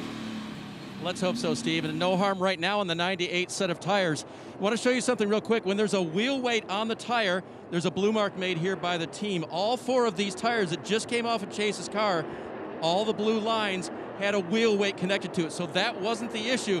We checked the lug holes in both left side tires, and those all were pretty round. So whatever Chase was feeling was kind of an anomaly, and they haven't told him that there was anything really wrong with the 98. Well, Dave points out those weights because they thought the tire was out of balance. Goodyear puts those weights, just like your street car at home, different spots on the wheel to make the harmonics and all workouts. You know, driving down the highway, it's nice and smooth. Will it 160 miles an hour, you want it to be nice and smooth as well. We'll have to see if this vibration continues for the 98. It's just one of those racetracks, I think, that they get vibrations. Drivers talk about it a lot at this racetrack. Well, Jeff, when you guys get out to such a lead, every restart and every run so far, Chase Briscoe has had almost a 3-second lead. Now he's being challenged by Brandon Jones in that 19. Brandon Jones had him cleared in the middle of the corner. Can he make it stick on corner exit? He's close to it, not able to get him. Fighting back on the outside. Here comes Briscoe again. Briscoe has already led 75 laps of this race today. And this is the point where the 98 is the best in my mind is new tires. He kind of gets out to a gap and then just controls that gap for the rest of the run. I have my eyes on the 20 of Harrison Burton back there behind that 2 wide. I think it's the weakness for Harrison. He gives up time on new tires. At the end of the run, he's one of the faster cars, but he just can't make the time back. Jeff, what's in every long run? A short run, Steve. We say it all the time. They built these long run cars, but you just don't get the time back. Wow, it's all right there. Riley jumped up in front of Harrison. Harrison had to check up. Riley wanted to get into that outside lane. Riley's been real aggressive tonight. Look at this battle. Chastain trying to side draft. That's a great shot of a side draft. Had slowed that 20 car down. Now Chastain going to try to carry speed to the middle of the corner. And you mentioned it, Steve. You can be as fast as you want to be on a long run, but look at all the ground that's being given up by that 20 car by not being able to go good enough on the start. See the 21. You mentioned it earlier, kind of him wading up to the top, getting a little bit of experience. Once again, climbs the hill. That 18 of Herbst, that aggression you mentioned is paying off as he's running in the 4th position. I'm impressed with Anthony Alfredo and the fact that this is the first time he's ever started an Xfinity race here at Kansas. Oh, Brandon Jones had a big run through the middle of 1 and 2 on the outside. Briscoe just pulled up in front of him. Took that spot away. Now Brandon's going to have to go to the middle of the racetrack. Oh, Brandon's frustrated. He had a big run. Briscoe just took it away from him. I do like the looks of this 19 car, though. He runs the middle, he runs the top. Right there, he runs a groove lower than the 98, trying to keep a little air to that left front fender. Some air to the splitter. Turns the middle of the corner. Doesn't look like he loses the nose, even following the leader. Brandon Jones coming into this race, starting the round of 8, was 5 points below the cut line. And right now, you see Brandon Jones plus 19 ahead of that cut line. He's won the last 2 races here, but when I talked to him this morning, Steve, he just wasn't, didn't feel like they'd had the best cars in those races. Said they had made a lot of changes, coming here to this race with a different attitude, trying some different stuff. So far, it's working. It's come to that point in the year where you have to decide, the stuff we've been running, Rick, is it good enough? Or do we have to get off our normal path to see if we can improve? And how about the 0-2 of Moffitt? Once again, gaining positions, going by the 11 of Haley. The 11's really the car, I don't want to say it underperforming, but running in the 9th position, Sieg right behind him. He has definitely given up a few points. Moffitt, Harrison, Burton, Herbst, Alfredo, 4 drivers that currently are in front of him that are not in the playoffs. Congratulations, though. Dave reported earlier, Alex Yance, the crew chief of the 11, had a baby this week, so I'd like to send our best wishes. Chris Rice, I called him. He goes, I'm gonna be on the pit box. I said, well, how's it gonna go? Well, I hope good. And I like that. Okay, I hope good. Good battle right here. Riley Herbst has run down Anthony Alfredo. This is for 3rd. Alfredo has it. Herbst is trying to take it away. The young drivers just going at it. Riley Herbst, I said earlier, a few races ago, that I thought Riley Herbst was the most improved driver in the series this year. Well, we ask ourselves, don't we, Jeff, who's the next wave? Who's the next wave? We say that because they move up so often. Now, we know Cindric is staying another year with the announcement of Matty D in the 21 car, but we know that he will move up a year from now. You have to ask yourself, with Clint Boyer's announcement going to the TV booth for Fox, what does that mean for Briscoe? Now, we've heard nothing about who's going to fill the 14 car, but Briscoe has to be the most prominent Ford driver in this series. I mean, he's out here leading laps, winning races. It's him and Cindric are the only 2 options. So does that mean Briscoe can go there? We don't know. From the Xfinity Series. Correct. Remember, you've got Eric Jones over there in the Cup Series. A lot of talk about Kyle Larson trying to get reinstated right now from NASCAR. He's good friends with Tony Stewart, obviously. So there's another name that you throw into the mix. We could do a whole show on the potential free agents in NASCAR. Yeah. Which I think is great for the sport, right? Some movement, keeping these drivers on their edge. Yeah, very hungry drivers also, as Haley is able to clear Ryan Sieg. But it is Briscoe out front again as we go NASCAR nonstop from Kansas.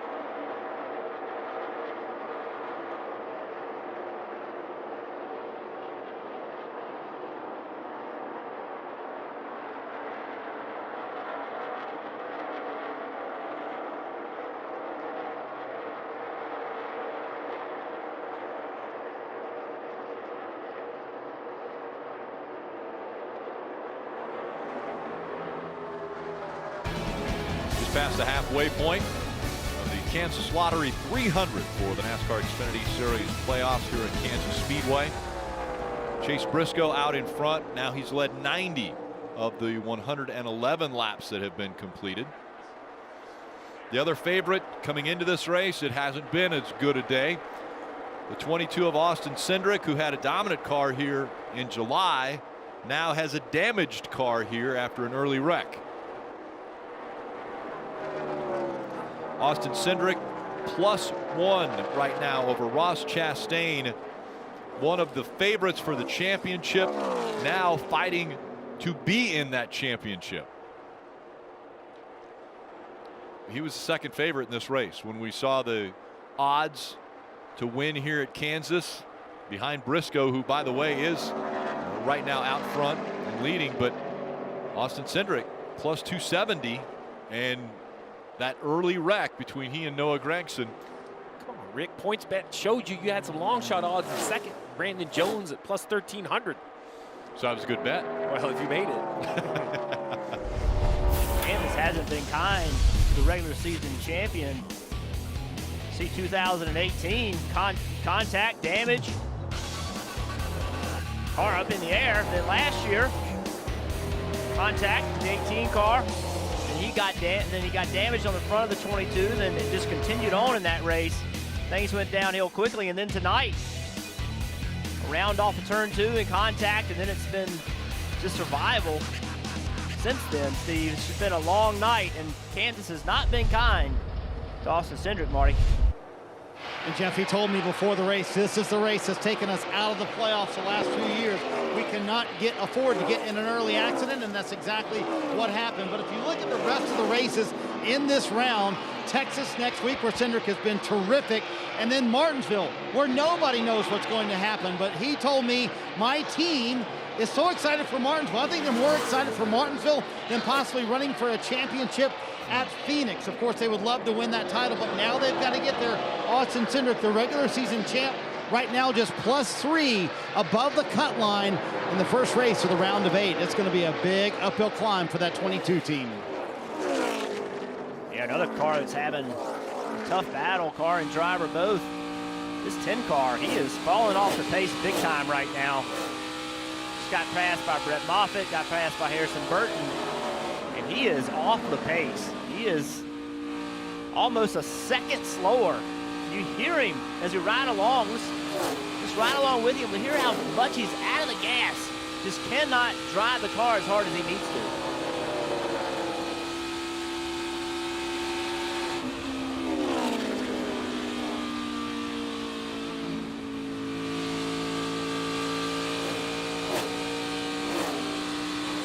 Off the gas really early, getting into the corners to get it to stay in the line he wants it to stay in.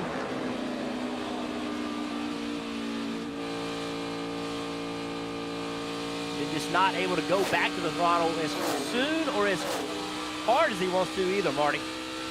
And that's the one comment he's had. Ross Chastain just cannot get back to the throttle as soon as everybody else. And if you'll notice, when he gets back down in 3 and 4, Jeff, like from the middle of the corner on, he only gets partway back on the throttle. That's how loose that race car is. If he goes all the way full throttle, it just wants to snap on him. He said the right rear just wants to completely go on me, especially in the middle of 3 and 4.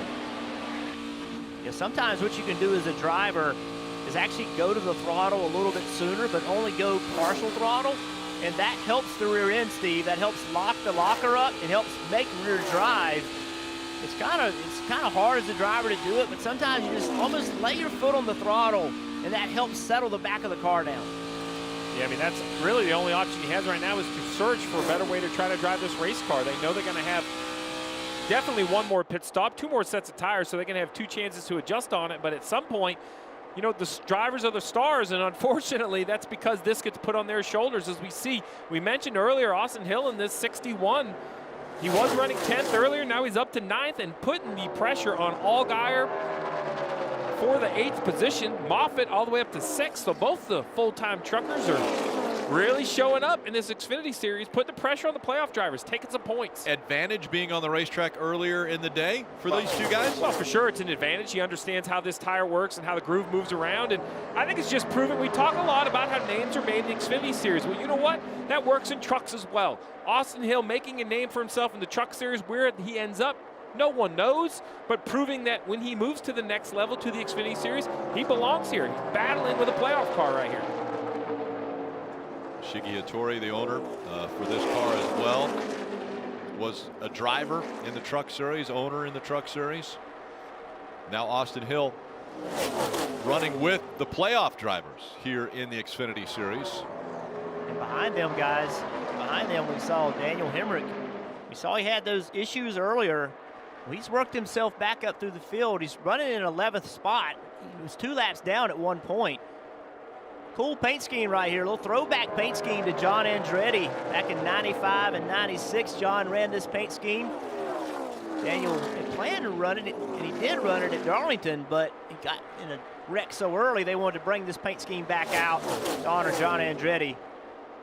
Really cool to see that on the racetrack. Well, as we go back through the field, a name we haven't mentioned much tonight, the 1 of Michael Annett, currently 13th, was in the playoffs, was eliminated. Remember, he had that technical issue at Talladega. Just not quite his night. He's outside the top 10. Just behind him, a good run for Myatt Snyder. We talk a lot about Anthony Alfredo in the 21. That's where Snyder started the season. He moves over to the 93 to run the rest of the races. Doing a nice job in the 14th position for this car. Just some drivers making some night of it. And then Jeremy Clements in the 51. He's back in 15th, kind of rounding out the top 15, Rick. It's a night of dad broadcasting, son racing. You got Myatt Snyder behind the wheel of the 93, Harrison Burton behind the wheel of the 20, and their dad's a part of the broadcast team. That was a great story, by the way. Yeah, there's a good look of the throwback scheme for John Andretti. The family very appreciative of what they've done. Daniel Hemrick very proud of being able to support the Andretti family and that throwback scheme. With more information about John and his fight. Still out front, Chase Briscoe, Brandon Jones. They run 1-2 as we go NASCAR nonstop.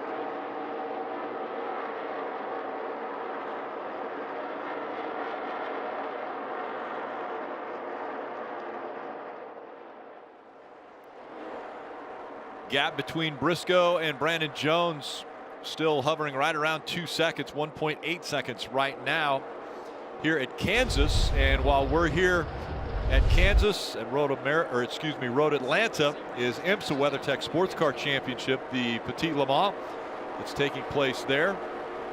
And we will be going to that after the conclusion of the Xfinity Series race from here at Kansas. Rick, there's not been many times I've been afraid as a race car driver, but that shot they just showed where they drive underneath the bridge, and it's a blind corner, you have no idea what's on this other side of it, that will get your attention. I went through there backwards in a rental car one day. I completely missed it and was backwards through the grass. And I'm guessing it wasn't at night? Oh no, I was clear day. I just couldn't drive. I saw it, I just didn't know what I was looking at. Well, we'll get you to that again at the conclusion of the Xfinity race here from Kansas. It's been a Chase Briscoe night. He won stage 1 and stage 2, has led 110 laps and counting of this race. Brandon Jones, who has won the last 2 races here at Kansas, currently holding on to second. Anthony Alfredo, Riley Herbst, and Harrison Burton all a part of the top 5. And Rick, I think it's worth pointing out, we're somewhere probably 18 to 20 laps away from green flag pit stops. I say that because this Xfinity Series doesn't do a lot of green flag pit stops. The way the stages fall at the majority of their races, they mostly all pit under yellow. So we continue to talk about the age of the field and the experience of the field, all very talented race car drivers. But it's just one more thing that they may have tried in practice. Make a run at pit road, kind of knock the cobwebs out of how to do it here at Kansas. So we'll just have to see if anyone has any issues if we do see those green flag pit stops. All right, while we have a moment before those pit stops get underway, let's go through the field. We'll start with Dave. And Rick, Chase Briscoe will be in good hands on pit road. The guy that gave the command to start engines, Kansas' own Clint Boyer. That's his Cup pit crew that'll service this car again when he comes to pit road. This is the condition of the 98 right now. Honestly, a little too free to really hustle. Buddy, we're going to work 60 up next time. I don't think the track will change anymore, do you? I think it's taking its biggest swing, personally. Too free to hustle it. They'll make adjustments for that next time, Marty. Dave, Brandon Jones sitting 2 seconds back in second place. And Jeff mentioned earlier they brought a little bit something different here to Kansas. They brought a car they have not run since Atlanta. I asked Jeff Mendring, his crew chief, about that. He said, honestly, this car aero-wise is a generation behind our teammates, but for some reason it suits Brandon.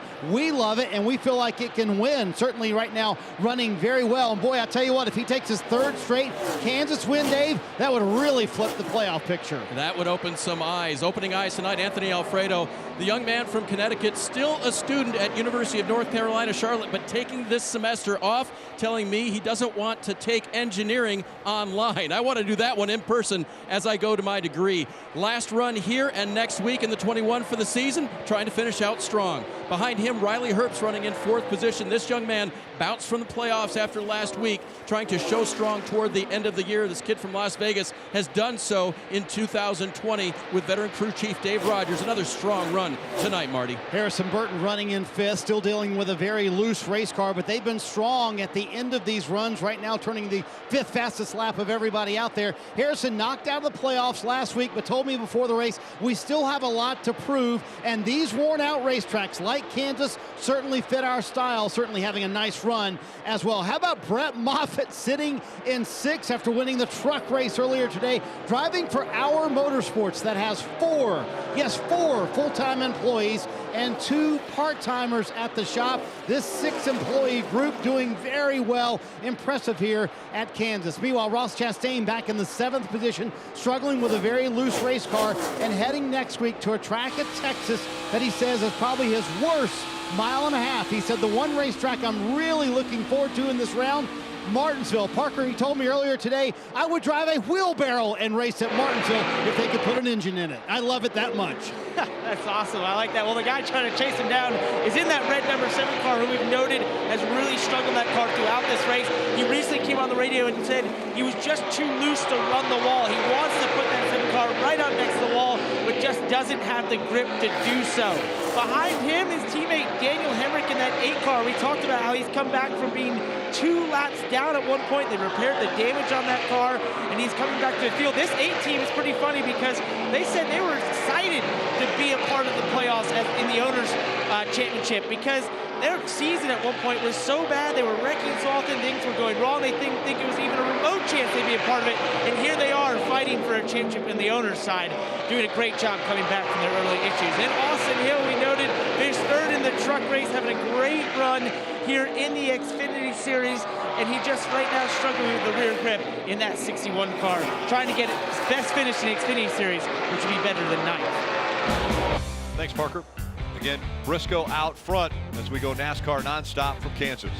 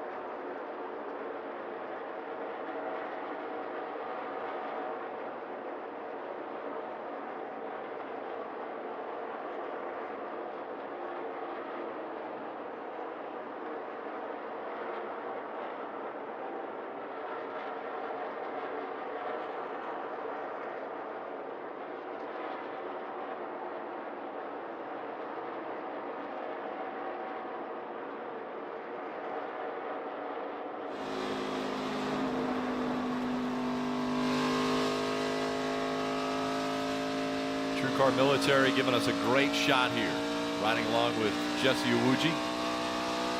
Again, that helmet cam, as well as riding on the roof there. And pit stops underway, and Hemrick is on pit road.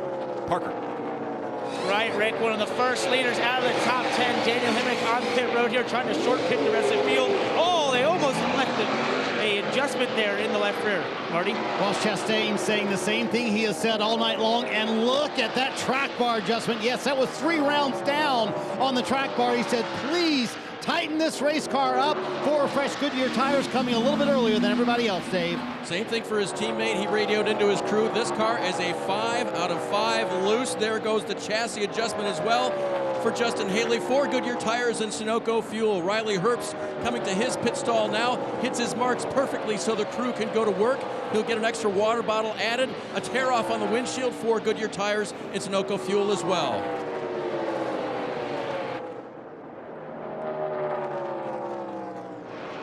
You see Brett Moffitt on pit road, 54 laps to go. The car's been just a little bit free, but what an impressive run for this race team. Came to pit road running 6. We'll see where they cycle out through this green flag run of stops. And here comes Harrison Burton down pit road. The car just a little bit too free at the end of the run, but they are still so good. A little bit longer there on the right rear for that 20 car, Parker. Justin Allgaier here on pit road as well. We mentioned how he's just been complaining of that car being very loose. couldn't run next to the wall like he really wanted to. It's going to be 4 Goodyear tires and an air pressure adjustment for the 7 of Justin Allgaier.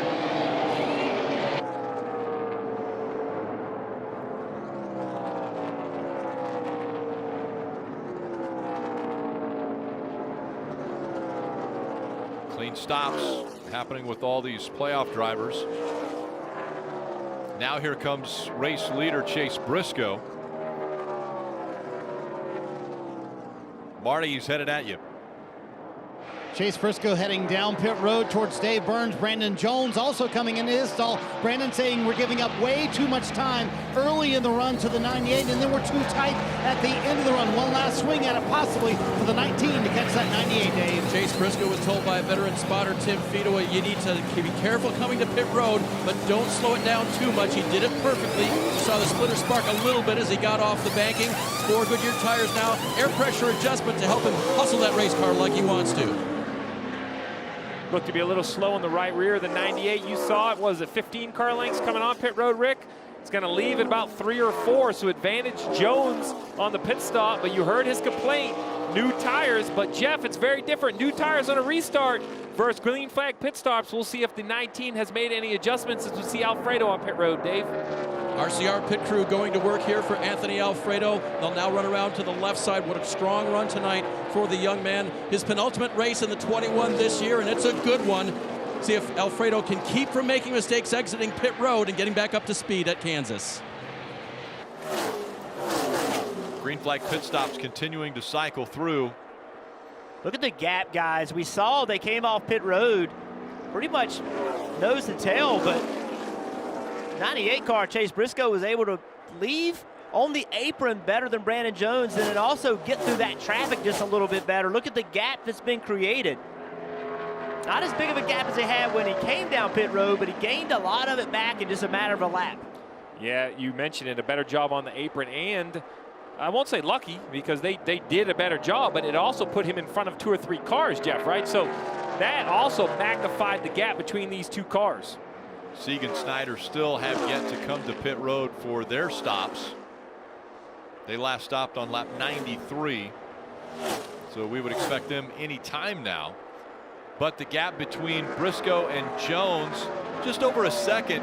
When they came to pit road, it was 3 seconds. So a 2-second loss by that 98 team with a little bit slower pit stop on pit road.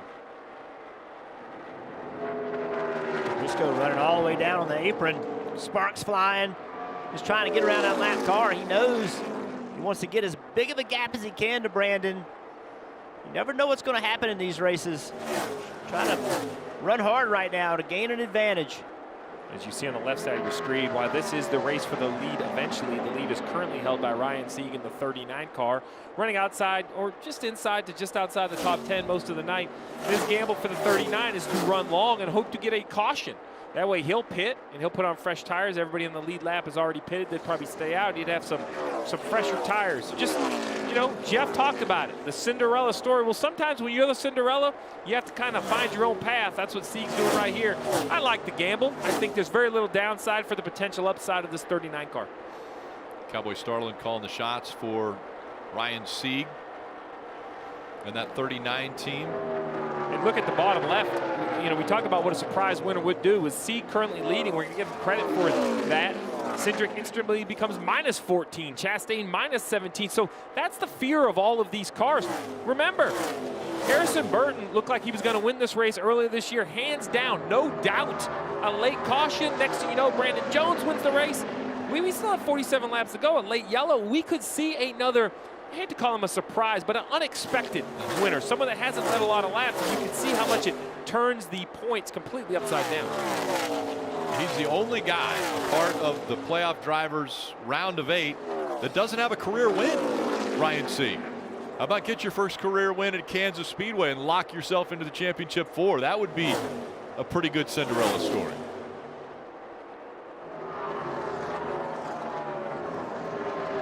Four or 5 full-time employees for that team as well as Cowboy.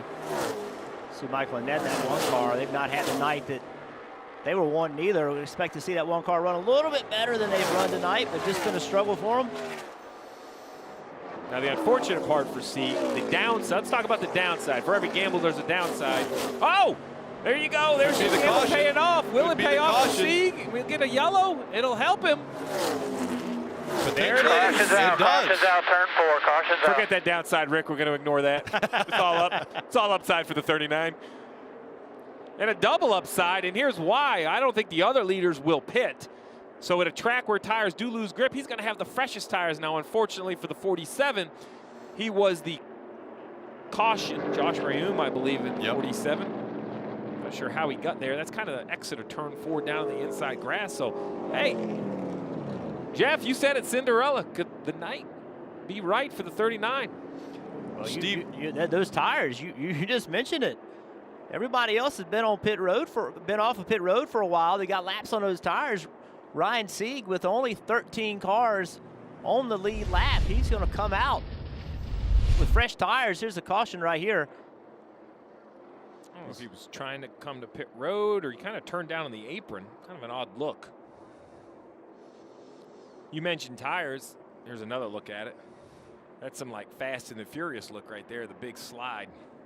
Look at the wheels turn to the right. I was going to say, like, that, where, I mean, that's some sort of mechanical issue, something. maybe? Yeah, something happened with the steering. Maybe the tie rod broke loose or something. Definitely doesn't look 100%. And by the way, this is Josh's first start of the 2020 season in the Xfinity Series. Yeah, it's an interesting, you know, he has made starts before, but with no practice, it's very difficult for someone to just kind of jump in the series. But he was doing okay until that point. So, Jeff, we talked about the gamble for Sieg. It's obvious he's going to come to get pit road. I have to ask myself, though, what about Justin Haley? Back there in 11th. I know you only have 12 laps on the tires, but with 44 to go, would you gamble, put your last set of tires on here, and just hope there's not another yellow? He's kind of run politely, 10th or 11th all night long. I'm not sure he's going to lose any spots if the gamble goes wrong. So is that a way that, you know, they could gamble? Now, remember, his crew chief isn't here. Had a baby this week. So this week, Chris Rice, the president, head of competition at Colleague Racing. So will Chris Rice try to get his driver a gamble, put his tires on here? Well, they're running 11th, right? There's 13 cars in the lead lap. So if the gamble doesn't work, it's not that big of a loss. That's what I think. Or what about Brett Moffitt? Could he go 2 for 2? Does he gamble from the 10th position? Does he say, you know what, we have a good car, but let's swing for the fences. Come put some tires on right here. I say this because everyone has another set except for Sieg. He has 2 sets. And, you know, we talk all the time about gambling, and we see these, you know, it's football season. We see the Hail Marys. We see the hook and ladders, all the plays, the fake punts, the fake field goals to try to change something up. That kind of has to exist in racing as well. You know now, 2/3 of the way, almost 3/4 of the way now, excuse me, through this race, you know where the 0-2 can run. Now, that's a great run. I'm not taking anything away. But do you gamble that great run? I mean, it's the casinos weekend, right? The Hollywood Casino 400, the Kansas Lottery 300 today. It's all about gambling. Will someone gamble and try to improve their good run into a great run? We'll have to see. This is kind of their chance. We know Ryan Sieg's got to come to pit road. He hadn't come yet under the green flag run, and we're seeing a lot of guys pass the opening to pit road. Yeah, but I think there's going to be some more takers. Sieg comes. This looks like Moffitt. Moffitt's joining him. I love the gamble by the 0-2, the 39 of pit road. Dave. Gamble was a word that Cowboy Starland used with me this morning when I talked to him about the 39. And they will put on 4 tires here. They're going to reduce the air pressure in the right front. They're going to increase it in the right rear. They've been kind of doing that most of the race. There's Moffitt on pit road as well. Justin Haley pitting as well in the 11 car. Marty? And you see Brett Moffitt leaving pit road, so why not gamble here? Yes, taking on the last set of Goodyear tires. If there's another caution, even though there's 42 to go, everybody else you know will come down pit road. 42 to go for the Xfinity Series here in Kansas. Chase Briscoe leading.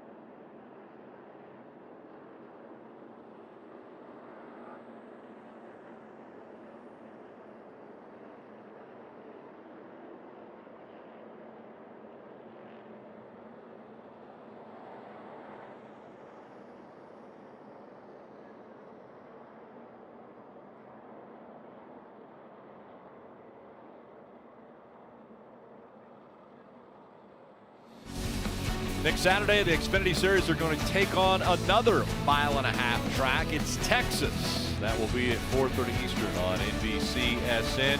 That's another shot at making their way to the championship 4. A win and you advance.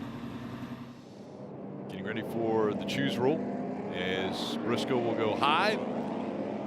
And Rick, you know, those other drivers we talked about, you know, Moffitt, Annette, Hill, Haley, all gambling to take tires. That only helps Sieg more, because now instead of lining up, you know, outside the top 10, you see him right there inside row 4. He chose the bottom on those new tires. Jeff, does that surprise you? He didn't take the top with the new tires, or you think he just tried to move up as far as he could? Yeah, I think he just went as far as he could, but I'm like you. I think with new tires, I'd like to take that outside lane because I can make it 3 wide, places to go. Dave, what do you have on Ryan? One of the things we love about the 39 team is how they do a lot with a little, and you'd probably believe me if I told you Cowboy Starland was not a laptop guy when I talked to him today about his car, the 39 there. Instead of going to a laptop, he paged his way through a composition book, pen and paper for this man right here. He found the information that he needed, knew right where it was, and then he told me all about it. Pen and paper for this guy, and he just made a good gamble there getting the fresh tires for the 39. Let's see how far Sieg can go, restarting 9th. Yeah, Steve, you mentioned it. Let's remember, they still have a set of tires. Like everybody in front of them, they still have a set of tires they can put on this car. There are some cars behind them that have used all their tires, but the 39 has another set. I'm going to be watching that 0-2, 1 row behind him on the outside. Moffitt, truck race winner, fresh tires. Smoking behind these guys. What was that, Rick? Got an issue with somebody that was falling back. Oh, it's Joe Graff Jr. And so it looks like they've waved off this restart. They'll go around one more time. But yeah, a lot of smoke rolling out of that 0-8, and he stops before he gets all the way onto pit road. It's not move. Looks like an engine failure, Steve. Something, an oil. I mean, it's smoking heavily out the back. Definitely some fluid leaking underneath the hood. We're going to have to see how much speedy drive they're going to have to put down, but major issues for the 0-8. Yeah, wisely NASCAR calling the restart off so they can go down there and look and see if there is any oil in the corner. Yeah, remember, Briscoe doesn't want to see any part of that. What was it, Darlington? Yeah. Darlington, the oil got put down, and he went down into turn 1, leading the race, and bang. Sometimes it's a disadvantage to be the first one to the corner. Yeah. Leading the race, getting a wreck. Yeah, you see the AMR safety team on the track helping out there. So safety crews will take a look at the racing surface. We'll be back for the restart.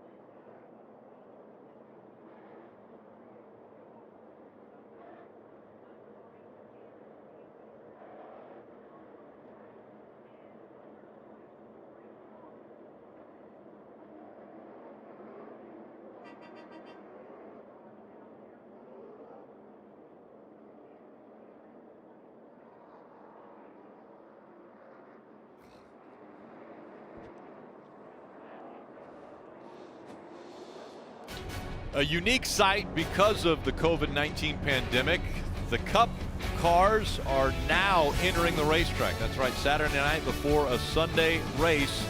Doesn't happen normally like this. It hadn't before, but with no practice, no qualifying, they parked the night before. So countdown to green at 2 o'clock tomorrow on NBC. And the first race of the round of 8 for the Cup Series. The first opportunity for a shot at the Championship 4 in front of the Cup drivers. This race and those haulers, I am fired up. I'm excited. I think tomorrow's race could be the craziest we've seen yet. And glad we're here to experience it with these Xfinity Series drivers and Cup drivers tomorrow. Getting ready for the restart. It's 37 laps to go. Chase Briscoe, Brandon Jones, 1 and 2. Remember, try to keep your eyes deep in the field. Some newer tires back there, 2 or 3 rows. Can they make something happen as Jones and Briscoe battle into turn 1? Seen this before. Chase Briscoe staying just to the outside of Brandon Jones. Now surging ahead as they go into 3. Chase has been so strong on the exit of turn 4 in that upper lane on restarts.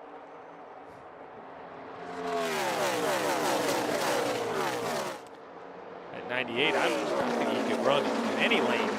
It's just so quick with 36 to go. Although Jones runs a little bit lower, tries to get that air on the nose, keep the car turning. Brandon Jones knows if he just stays close, he's won these things from deep in the field on a restart, up front on a restart. Anything can happen in 36 laps. And that Riley Herbst, that 18 car, did not have a win in the Xfinity Series. See Ryan Sieg at the back of the screen, that blue and white car. That one right there, starting to make those tires work. And also the 11 car of Haley. He's also on tires. Yeah, could the 11 turn an awful night around with just a great pit call by Chris Rice? We'll see. Close call there. I was going to say, did the 7 touch the wall? It looked like he could have. Well, the 20 of Harrison Burton and the 11 almost made contact there. It looked like Haley was going up the racetrack and almost just as loose, really loose. Maybe that's what it was. That was a wreck without a wreck. Austin Hill all the way to the apron. Ross Chastain and Anthony Alfredo fighting for position. They stay door to door as that's the fight for 4th. And here comes Sieg into the picture.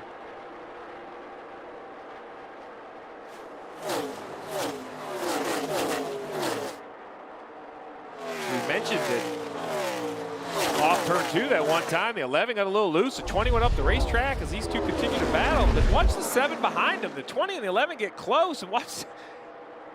Just kind of comes up, kisses the wall. I don't think it was any damage, but it caught my eye for sure. Oh man, and the 20 of Harrison Burton gets spun around on the exit of turn 2. Will he make contact? Slides and doesn't make contact with the inside wall. And the 8th caution comes out tonight. He's got to get it fired up, and you wonder if he's flat spotted these tires so badly he'll have to pit right now versus being able to go around the racetrack and pit.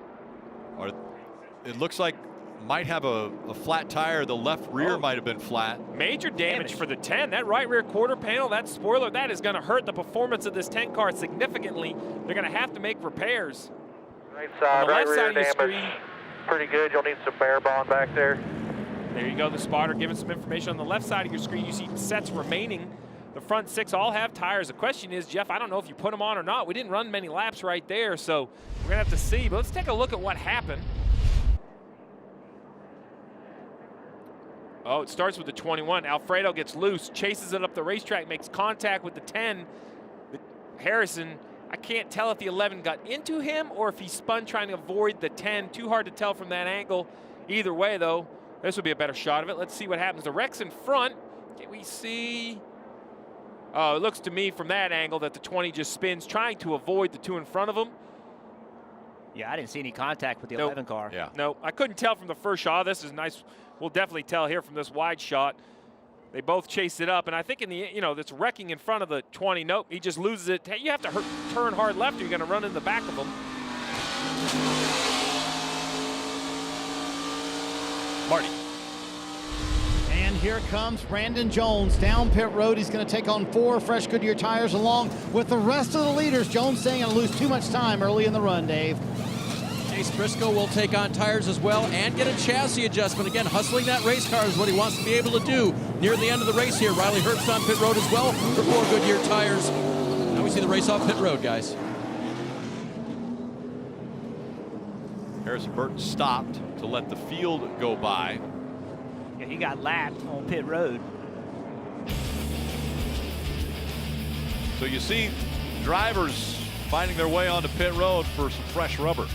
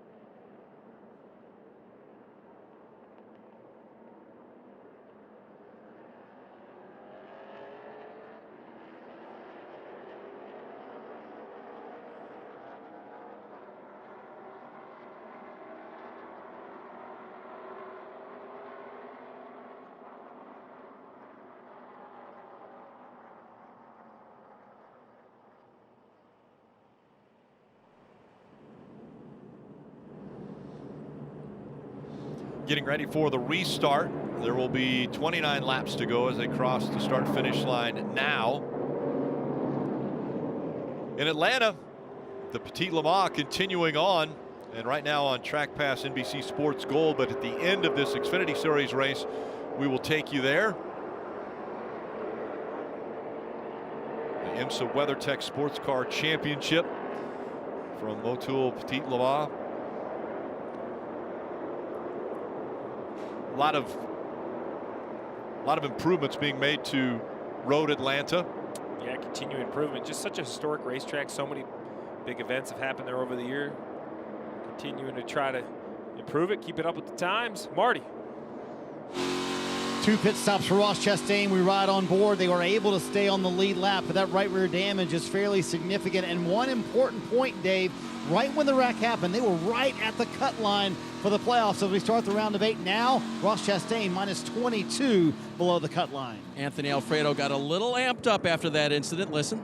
I think he's dead, dude. Like, he's just going to get us both screwed. He'd be faster if he ran the fence and not my freaking door. Calm down. Calm down. We still got a race to run here. He made it through. He's unscathed. He doesn't have damage. You don't have damage. Still got a race to run. A positive note, the fact that we can rip the bottom like that says a lot about our race car. And there you can hear Anthony settled down at the end. He'll restart 10th, guys. A couple donuts on the side of that car. Couple donuts. It's going to be interesting restart. A couple new players at the front of the field. We'll see Haley, Moffett, Hill, Annette, Brown. With only 30 laps left. Yeah, it's going to make your way through this field. 29 to go now as the green flag flies once again. Haley, not a great restart here as Ryan C gets off to a good start, and now they're 4 wide going into 1. That's an and around goes the 7, hard into the outside wall. Buddy, hang on. The hang 7 on, hang on. on the apron. The 21 of Anthony Alfredo was into the wall hard. He's upside down, sliding through 1 and 2.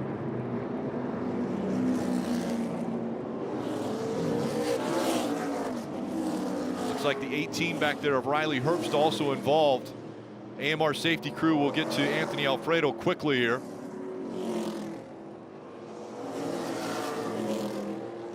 This will bring out a red flag as they will work to get Anthony out of the car.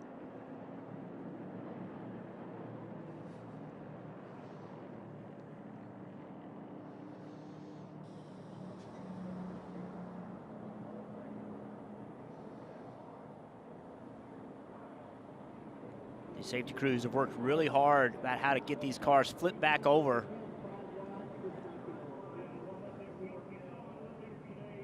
You see them, they're down there assessing Anthony. That's what those guys in those blue suits are doing. And they already have the tow straps out, getting ready to, as you mentioned, Jeff, flip the car over. Because remember, this driver is upside down in there, strapped in. Guys, he was talking to his crew on the radio, trying to assess what to do first, unbuckle or wait for them to flip him over. But Anthony discussing with his crew on the radio before he unbuckled that part. Well, Dave, that's a difficult thing because you're in there, and the only thing holding you are those belts. And he's talking to his crew, which, number one, that's great news that he's talking to his team. But how do you get out of that car? If you unbuckle your belts, then you fall straight down into the roof.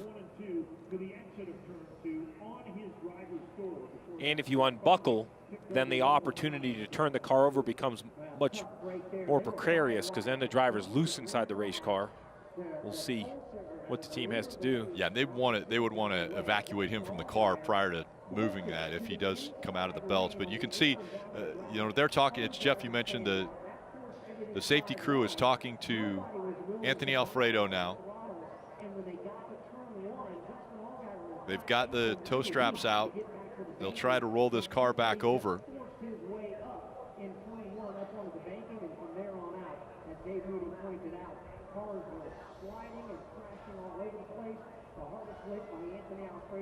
Saw Anthony Alfredo up into the outside wall with a hard hit before the car flipped over onto its roof. The 7 of Justin Allgaier was involved. The 18, we saw Riley Herbst already walking away from his car. Now 2 wreckers on hand. And this is another thing, Jeff, you talked about it, but these crews have worked very hard. They also don't want to spin this thing over and slam it to the ground with the driver in there not knowing his current condition. Yeah, these crews have trained a great deal to learn how to flip these cars over. They've come up with a technique that's really unique to get them to roll over.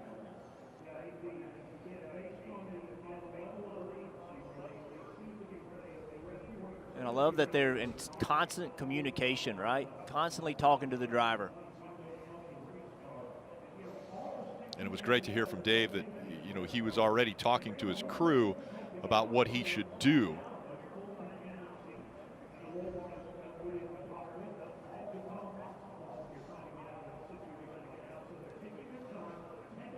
If you've been to a sprint car race, 4 or 5 guys can push that 1,000-pound vehicle over. These stock cars, 3,500 pounds. Roll him over. Just kind of pirouette it and get it back down on all 4. So there you go. I think that was the spotter we heard right here. So.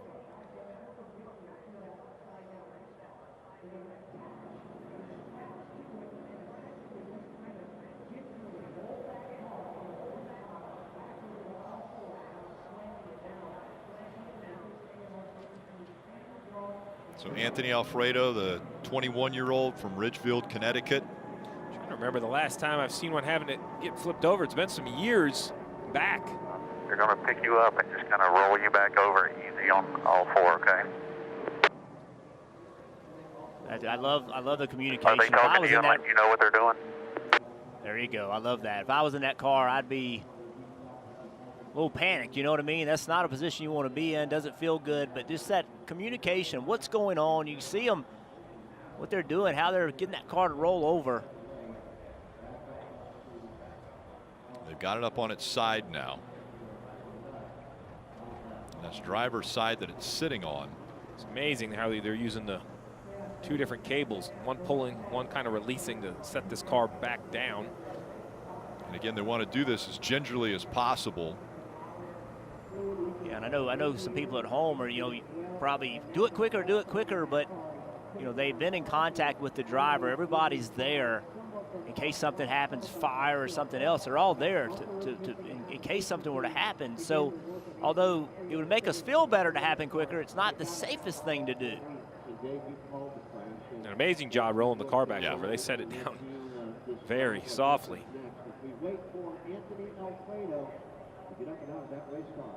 I never got on my roof in a race car, and I'm glad I didn't. Thank goodness. And it looks as though Anthony is unbuckling his belts now, as you see him climbing out of that car, and that is a great sight.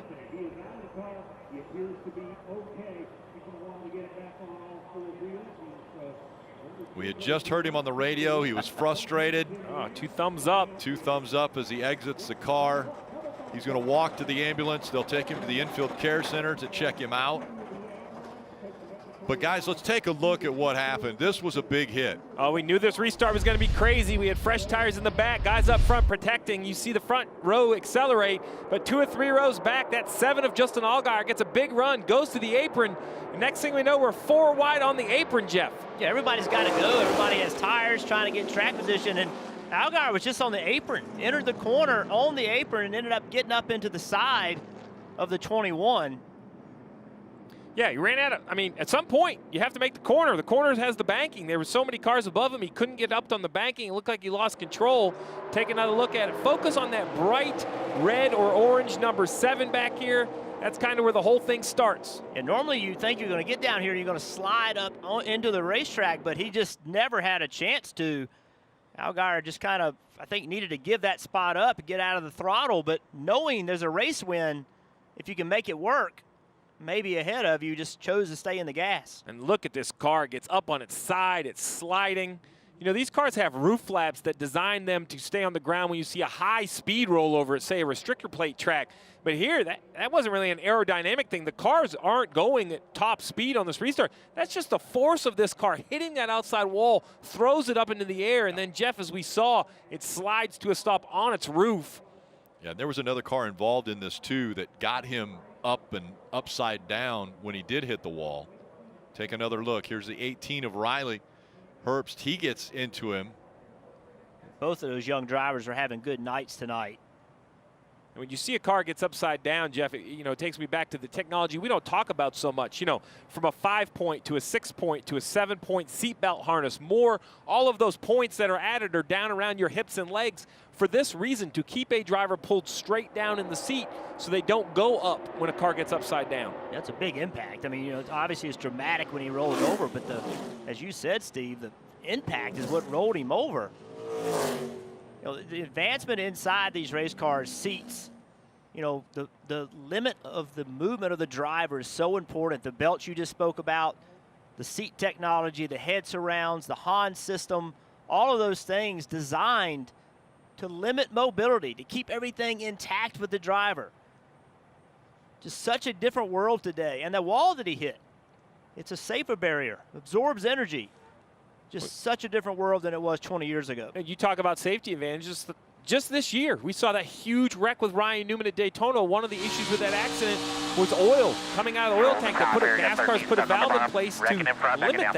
Back it down. You see this huge accident from back in the field. All will slide down. Got one upside down, so take your time.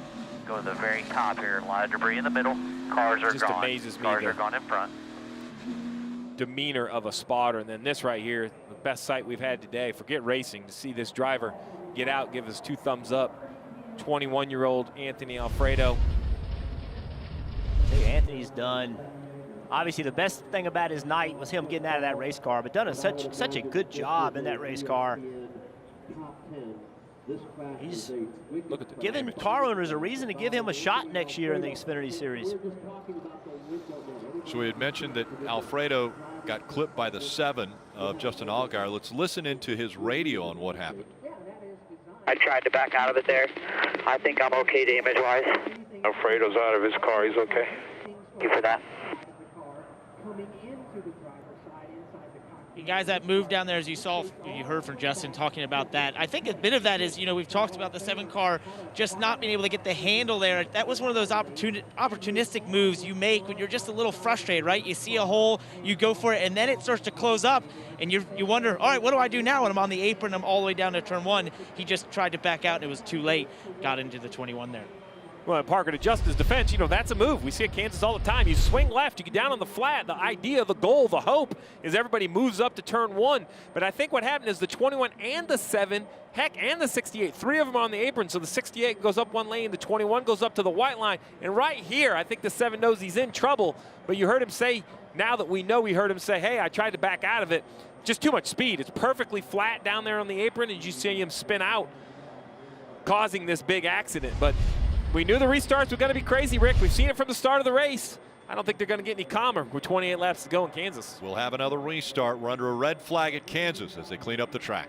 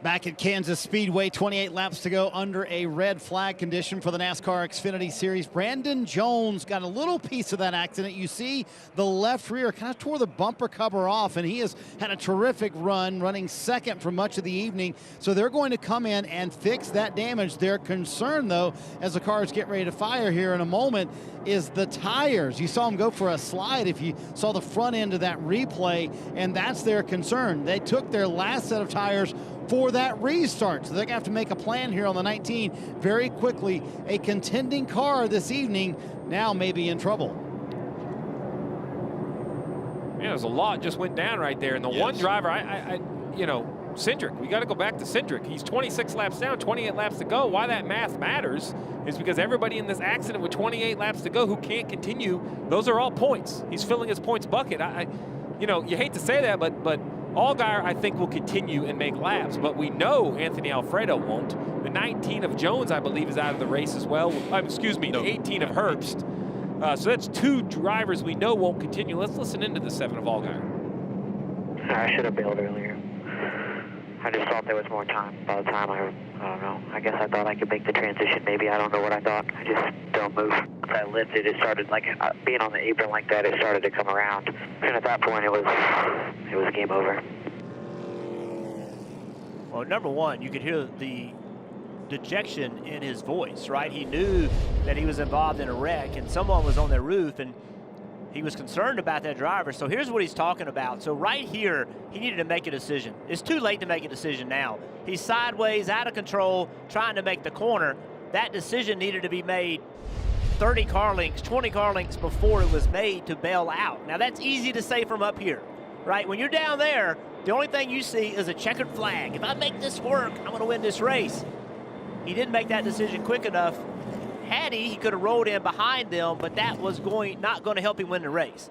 If he could have cleared them, then he would have had a shot, and that's just what race car drivers do. You know, you don't go into this race thinking about the careful moves you're going to make. You go into it thinking about the moves you're going to make to win the race. Well, I love the honesty. Look, I don't know what I was thinking.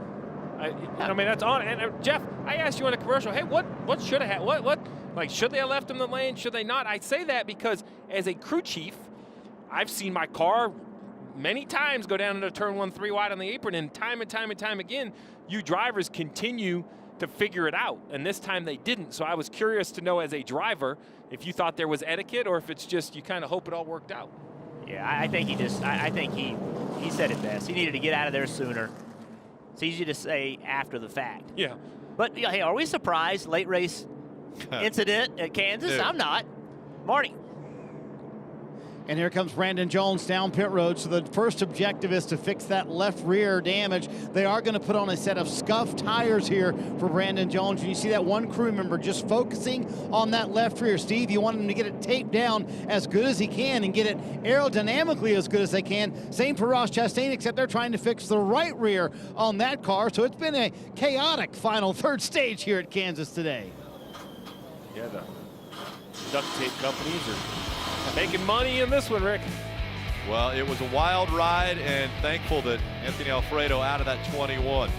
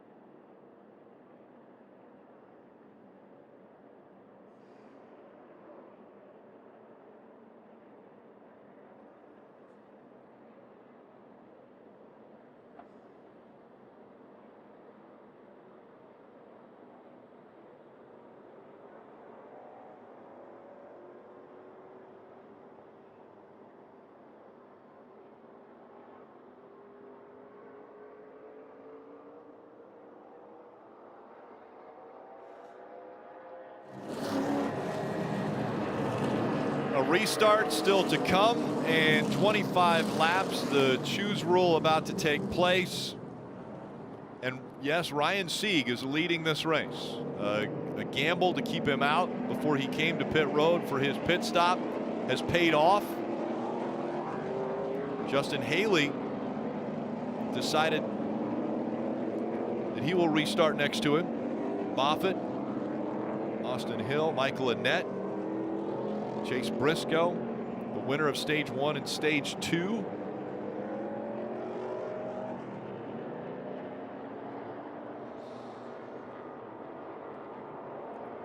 Let's listen in to Justin Haley's radio. So the people who are racing for the playoffs, 98's been the best car all night by a long shot. 19's been second best. 19's bumpers tore off in this and the nose damage. The 7's been pretty decent. Nose is damaged on that pretty bad and the right side. The 10 ended up getting in that wreck. The 20's jacked up back here. And then 22 and 9 are out. And you see the 39. So that's your update. Good luck. Gotcha. Did Chris have a whiteboard? I was going to say. I liked good luck at the end of it. Translation, it's been messy for a lot of the playoff guys, except for the 98. You've had a rough night in the 11, but you're only -5, 25 laps to go. I think if you're Justin Haley at this point in the race, you got to be thinking this could be much worse. Hopefully I can get this back around as we see the lights are back on the pace truck. We won't be going green this time by. So in the end, you know, I know we've had a lot with this huge accident. Let's do the same sort of reset, right? So Sieg and Haley, Moffitt and Hill, Annett are all up here on 5 or 6 lap older tires than the cars behind them. There was a pit cycle. The 98 of Briscoe has, without a doubt, had the best car. He's led 137 laps. He's back here, what is it, row 5 on the outside, Rick? So we'll see. He has fresh tires. Can he make those fresh tires work? It's going to be, you know, I think Briscoe, Jeff, as much as he wants to kind of, you know, go crazy, he has to be a little protective of his position. Let's listen in. I think Marty's caught up with Riley Herbst. Just out of the care center, Riley, what was your take on what happened on that restart? I know that 3 fastest cars, myself, the 98 and the 19, we had new tires, started 10th, about 30 laps to go. had to make up some time, but I'm just so disappointed, man. I was so bummed out about missing the round of 8 last week, and I just can't thank everybody at Monster Energy enough. I mean, my whole team, Dave Rogers and the guys, they're like family to me. I love everybody at Joe Gibbs Racing, and I'm going to get a win this year before the year's end, and I can promise you that much. There you go, Riley Herbst out of the Care Center. We've been told Anthony Alfredo has also been released from the Care Center. We'll get a word with him after this restart. Ryan Sieg, race leader, has chosen that outside line for this restart. Justin Haley will be on the inside. Brett Moffitt, Truck Series winner from earlier today, on the outside. Austin Hill on the inside of row 2. Austin finished 3rd in that Truck Series race. And there's the 7 of Justin Allgaier back in row 3, involved in the incident that just took place on track, but still up here inside the top 6.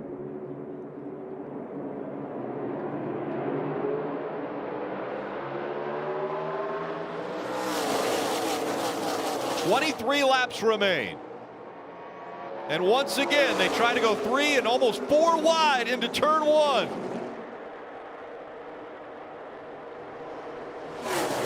Sieg got a nice start on the outside. He'll have some momentum down the backstretch. Moffitt behind him. 3rd car on the outside. Briscoe in the 98. That's the one you got to watch.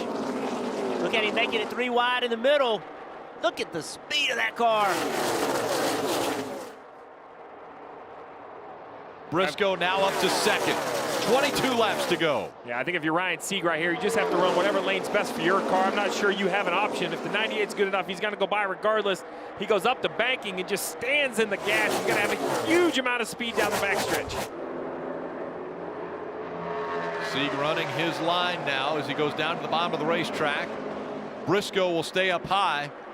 That's where he's been fast all night long. The exit of 4. Look at him throttle up. Just clear Ryan Sieg well before the start-finish line. He led that lap, and that puts him now to a number of 138 laps led for the 98 of Chase Briscoe. And by the way, he's never lost a race when he's led over 80 laps. He's got 21 still to go.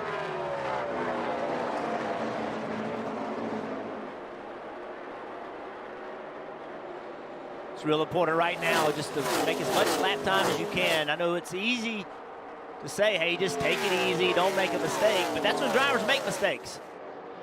Get that car on the limit, push it. Get some interval times, look in that mirror every now and then, check the gap between you and the 39. Make sure he's not catching you.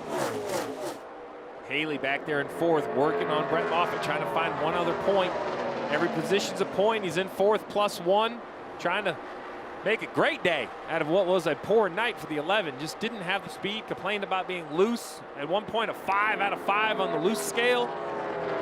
Well, thought to break into the top 10. I mean, Haley just wasn't a factor early on in this race, and now he has become a factor, trying to break into the top 3.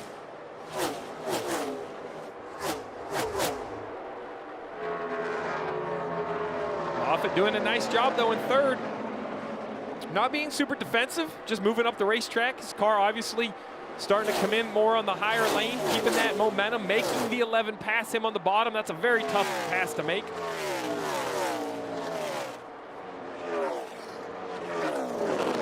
Talk about these truckers. We have Moffitt 3rd, but still in the picture. That's 61 of Austin Hill. Let's take a look at our Toyota driver update. Austin Hill started all the way back at 29th, has been up to 2nd at some point today, currently 6th, ran 3rd earlier in the truck. Great run for Austin Hill. Austin Hill in that truck series, every time you look up, he's sitting there contending for wins.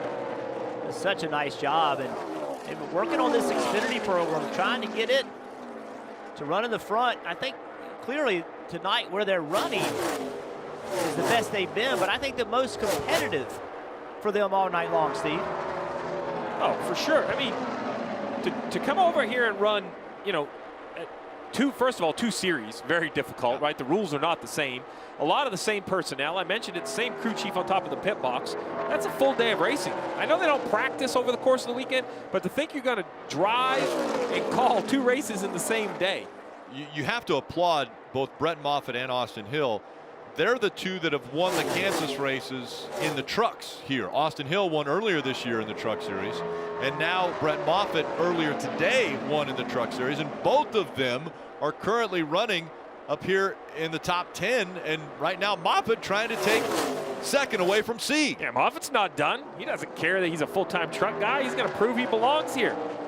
Turn to the bottom of the 39. This is going to be a tough pass to clear. Can he drive down far enough into the corner to slide in front of the 39? Will he go up the banking in front of him? He's going to try, but the 39's still there. And he just can't carry the speed he wants to carry on the bottom of the racetrack. He wanted to almost slide him a little bit, but I think he was afraid to. Putting Haley back in the picture here. I like the move back to the top for the 0-2, though. You got to understand when you're on offense, when you're on defense. That corner, he was on defense, trying to hold the 11 back. A couple more corners like that, then you can take another run at the 39. Well, behind them was Daniel Hemrick. Daniel Hemrick's running this group down. He's the second fastest car on the racetrack. That purple car right there.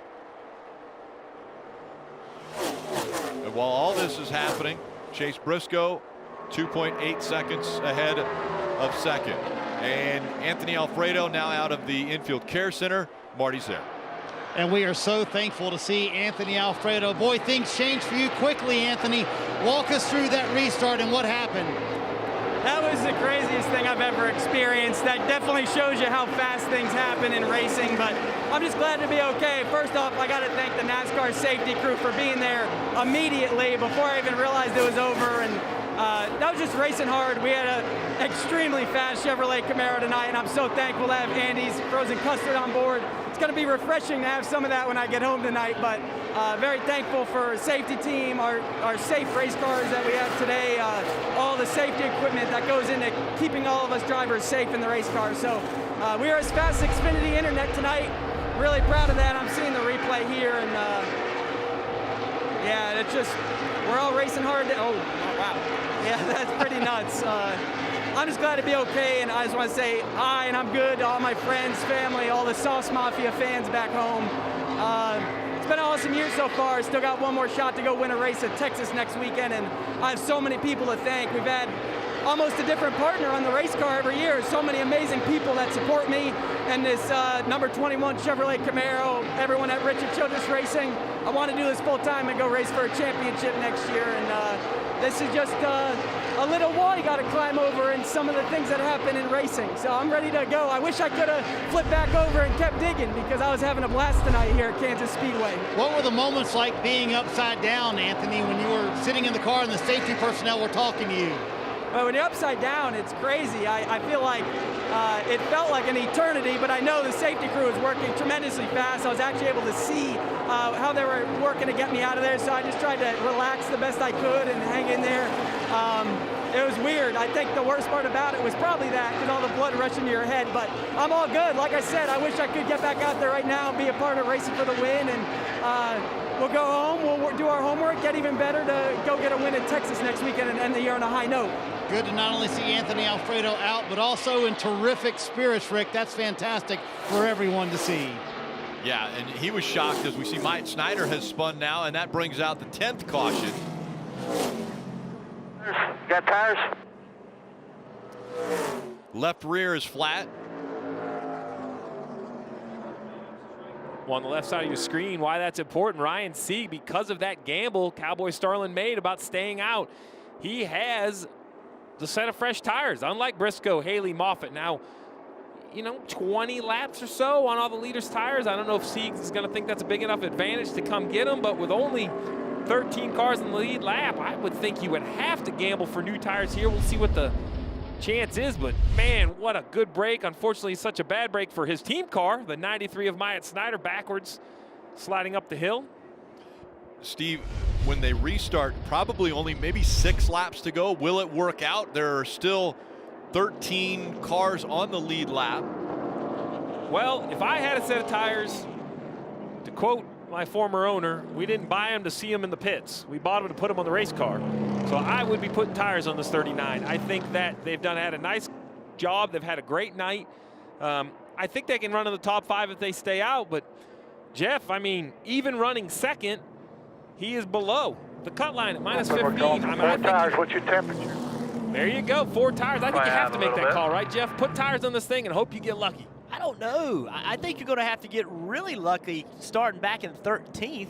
If you restart second, maybe the leader has a problem. Maybe he, maybe something doesn't work out for him. And I think it's easier to win the race from second on old tires than it is from 13th on new tires. I just don't think he can get up that far. There's only 8 laps left to go, and we're still not coming to the green yet. So I don't know. I know the car would be better with tires, but I just don't think he can make up that many spots. I don't think he'll restart 13th, though. I'm looking at 2, 3 cars, maybe 4 cars that'll come in, maybe continue to try to improve their car with repairs behind him in the 39.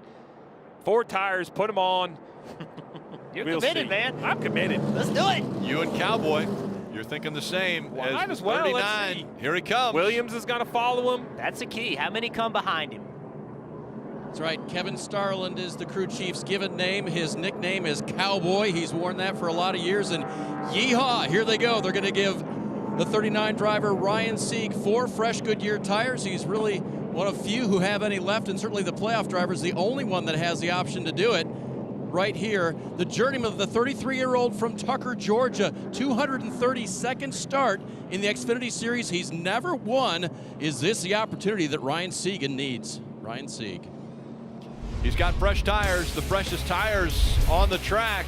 We'll see. Can he make them work and get to the front? He's going to have to get by Briscoe.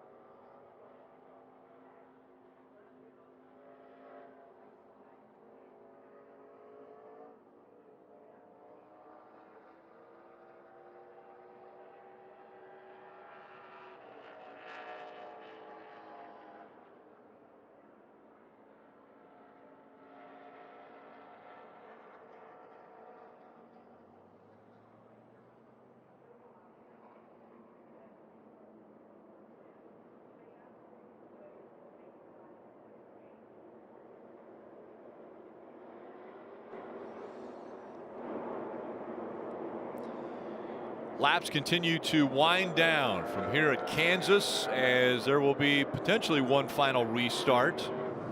And Chase Briscoe is out front. Can he hang on and hold off all the hard chargers as the IMSA WeatherTech Sports Car Championship continuing?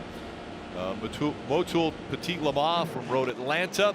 We will be going there as soon as we have finished the race here at Kansas. You will see that. You're going to have to get me to the hotel, Rick, because when this one's over, we got to. And a great battle for the lead going on right now in front of us here. Underneath that bridge that caused me so many issues.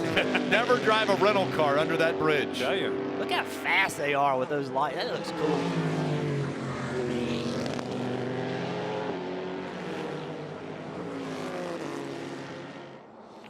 So the choose roll getting ready now, so it'll be 1 to go before we start. This will be 5 to go. It'll be 4 laps. Is 4 laps enough for Ryan Sieg to take advantage of those tires? Well, it starts in this choose. Does he get the lane he wants? How much can he move up? How many guys take the bottom? Let's see, top. Where will Sieg go? Be interested to see. The field's kind of split in front of him. Gotta go to the bottom. Gotta go to the bottom. That's where he went. Went to the bottom. All right, there you go, Jeff. You wanted him at the bottom. That's where he's at. I wanted him at the top because then you can make a move, but just too many cars took the top. I think he had to go to the bottom here. And the 44 car would have been right in front of him, and you see the damage on his car, I think that would have been difficult for him. The 10 car's got some issues. I'm sorry, the 19 car's got some issues. So I don't think he can get there in just these 3 or 4 laps. He could prove me wrong, but overtime, 2 or 3 restarts. We have no idea. Let's listen into the 11. He'll start inside front row. Yeah, I think so. I'm having a really hard time getting traction up on the bottom now. Front row and just fight for a win. I mean, that's why we're here, right? I know we got to be smart too, but if we somehow beat him, I know he's really good. We're set through Phoenix. Put what's on the line out there. Put the goal. He's really good, but a win and you advance to the championship 4. Yeah, they just gave him permission to push the issue, right? That if I'm driving the race car, my team just told me, whatever happens, happens. Push the issue, make something happen. 4 laps, Ryan Sieg will start in the 10th position. Fresh tires on the 39. He's on the inside of the 5th row, getting ready for the restart. Green flag back in the air.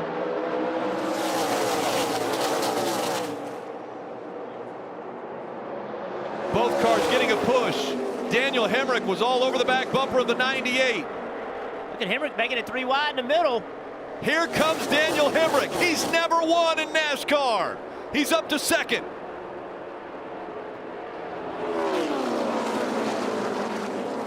To the bottom of the racetrack. Briscoe trying to pull away though now. Remember, at one point, Daniel Hemrick was 2 laps down in this race. 3 to go. Here comes that 39. Yeah, Ryan Sieg working on the 31 of Hill. He should clear him here with the new tires. Oh, Hill's going to stay on his right rear quarter panel and not let the 39 clear. Oh, he squeezes past. Ryan Sieg back up to 4th. Remember, he gave up 2nd to go in and get the fresher tires. Will it pay off? He has the speed. He really needs a caution. One more restart. He might have a chance from here. Closing in on the 11 of Haley for 3rd. Quickly. 2 laps to go.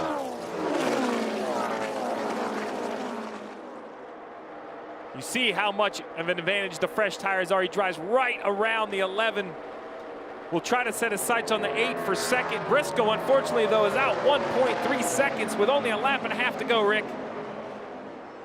All the way up against the fence. The 98 of Chase Briscoe. And now 1 lap to go, presented by Credit One Bank.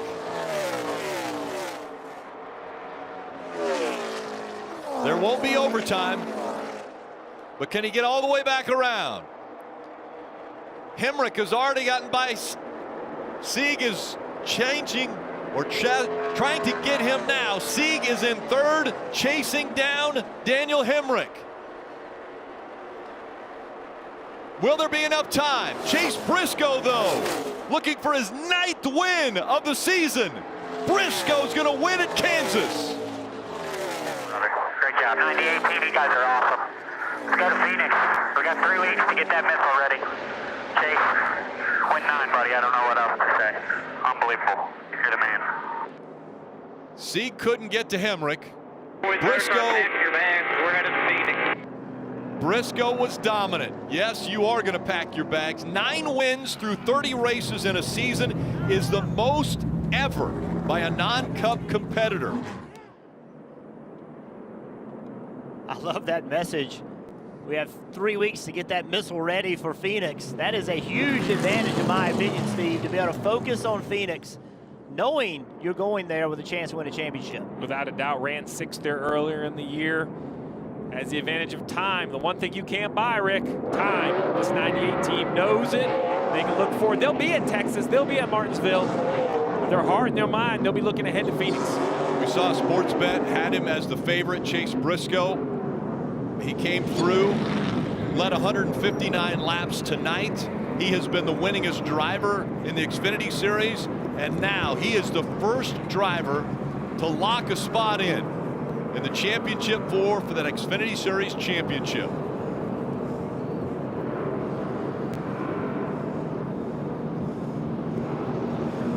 I mentioned that a non-Cup driver has never done it before.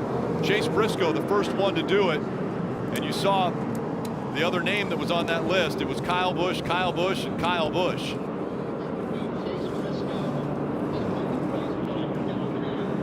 What a season Chase Briscoe has been putting together.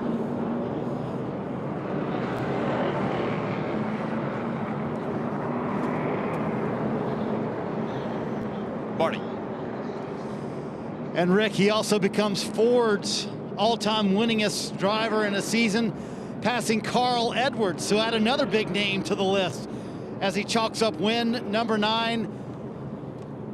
And welcome to the championship 4. How about that performance in a dominant fashion, Chase? Yeah, first off, I just want to dedicate this to Brian Egan's. He lost his life last week. He was a close family friend's brother-in-law, so just happy that we got him in victory lane.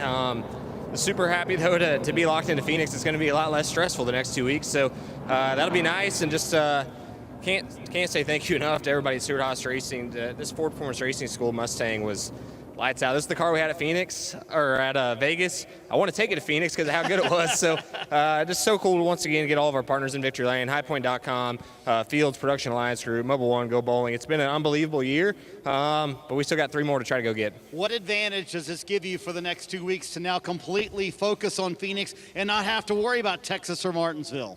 Yeah, definitely. It allows the guys at least to focus on the car, and I'm glad after all the chaos at the beginning of the race, a lot of those guys are going to be in scary point situations, so I'm glad we don't have to deal with that, and just crazy to win 9 races this year. It's been an unbelievable year, and hopefully we can finish it out strong. With all the chaos that happened this evening, were you worried? When is my moment going to happen? Because it happened to almost everybody. Yeah, I was so close down the backstretch when Noah and Austin and them guys crashed, and honestly, Austin, I don't know how he kept it going straight, honestly. He was wrecked in front of me 3 or 4 times, and I guess that's a good thing that my Ford Performance teammate kept it straight, because we were definitely in that one, and that would end our night. So looking forward to going to Texas and just no stress. We now know one player in the championship 4 for the NASCAR Xfinity Series. It's Chase Briscoe with win number 9 on the season, Rick. They'll celebrate there, just past the start-finish line.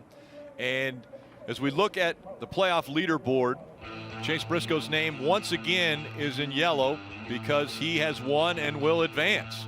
And good luck, 2nd through 7th. I mean, plus 11 to minus 17 with 2 races to go. Anything can happen. Noah, 33 seems like a lot, but we saw how chaotic this race is.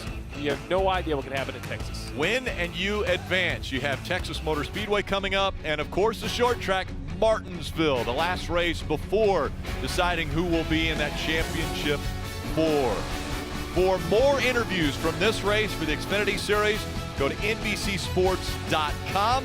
You can join us tomorrow afternoon on NBC for the NASCAR Cup Series playoffs from Kansas. That pre-race coverage starts at 2 p.m. Eastern to decide who potentially could win their way into the championship 4.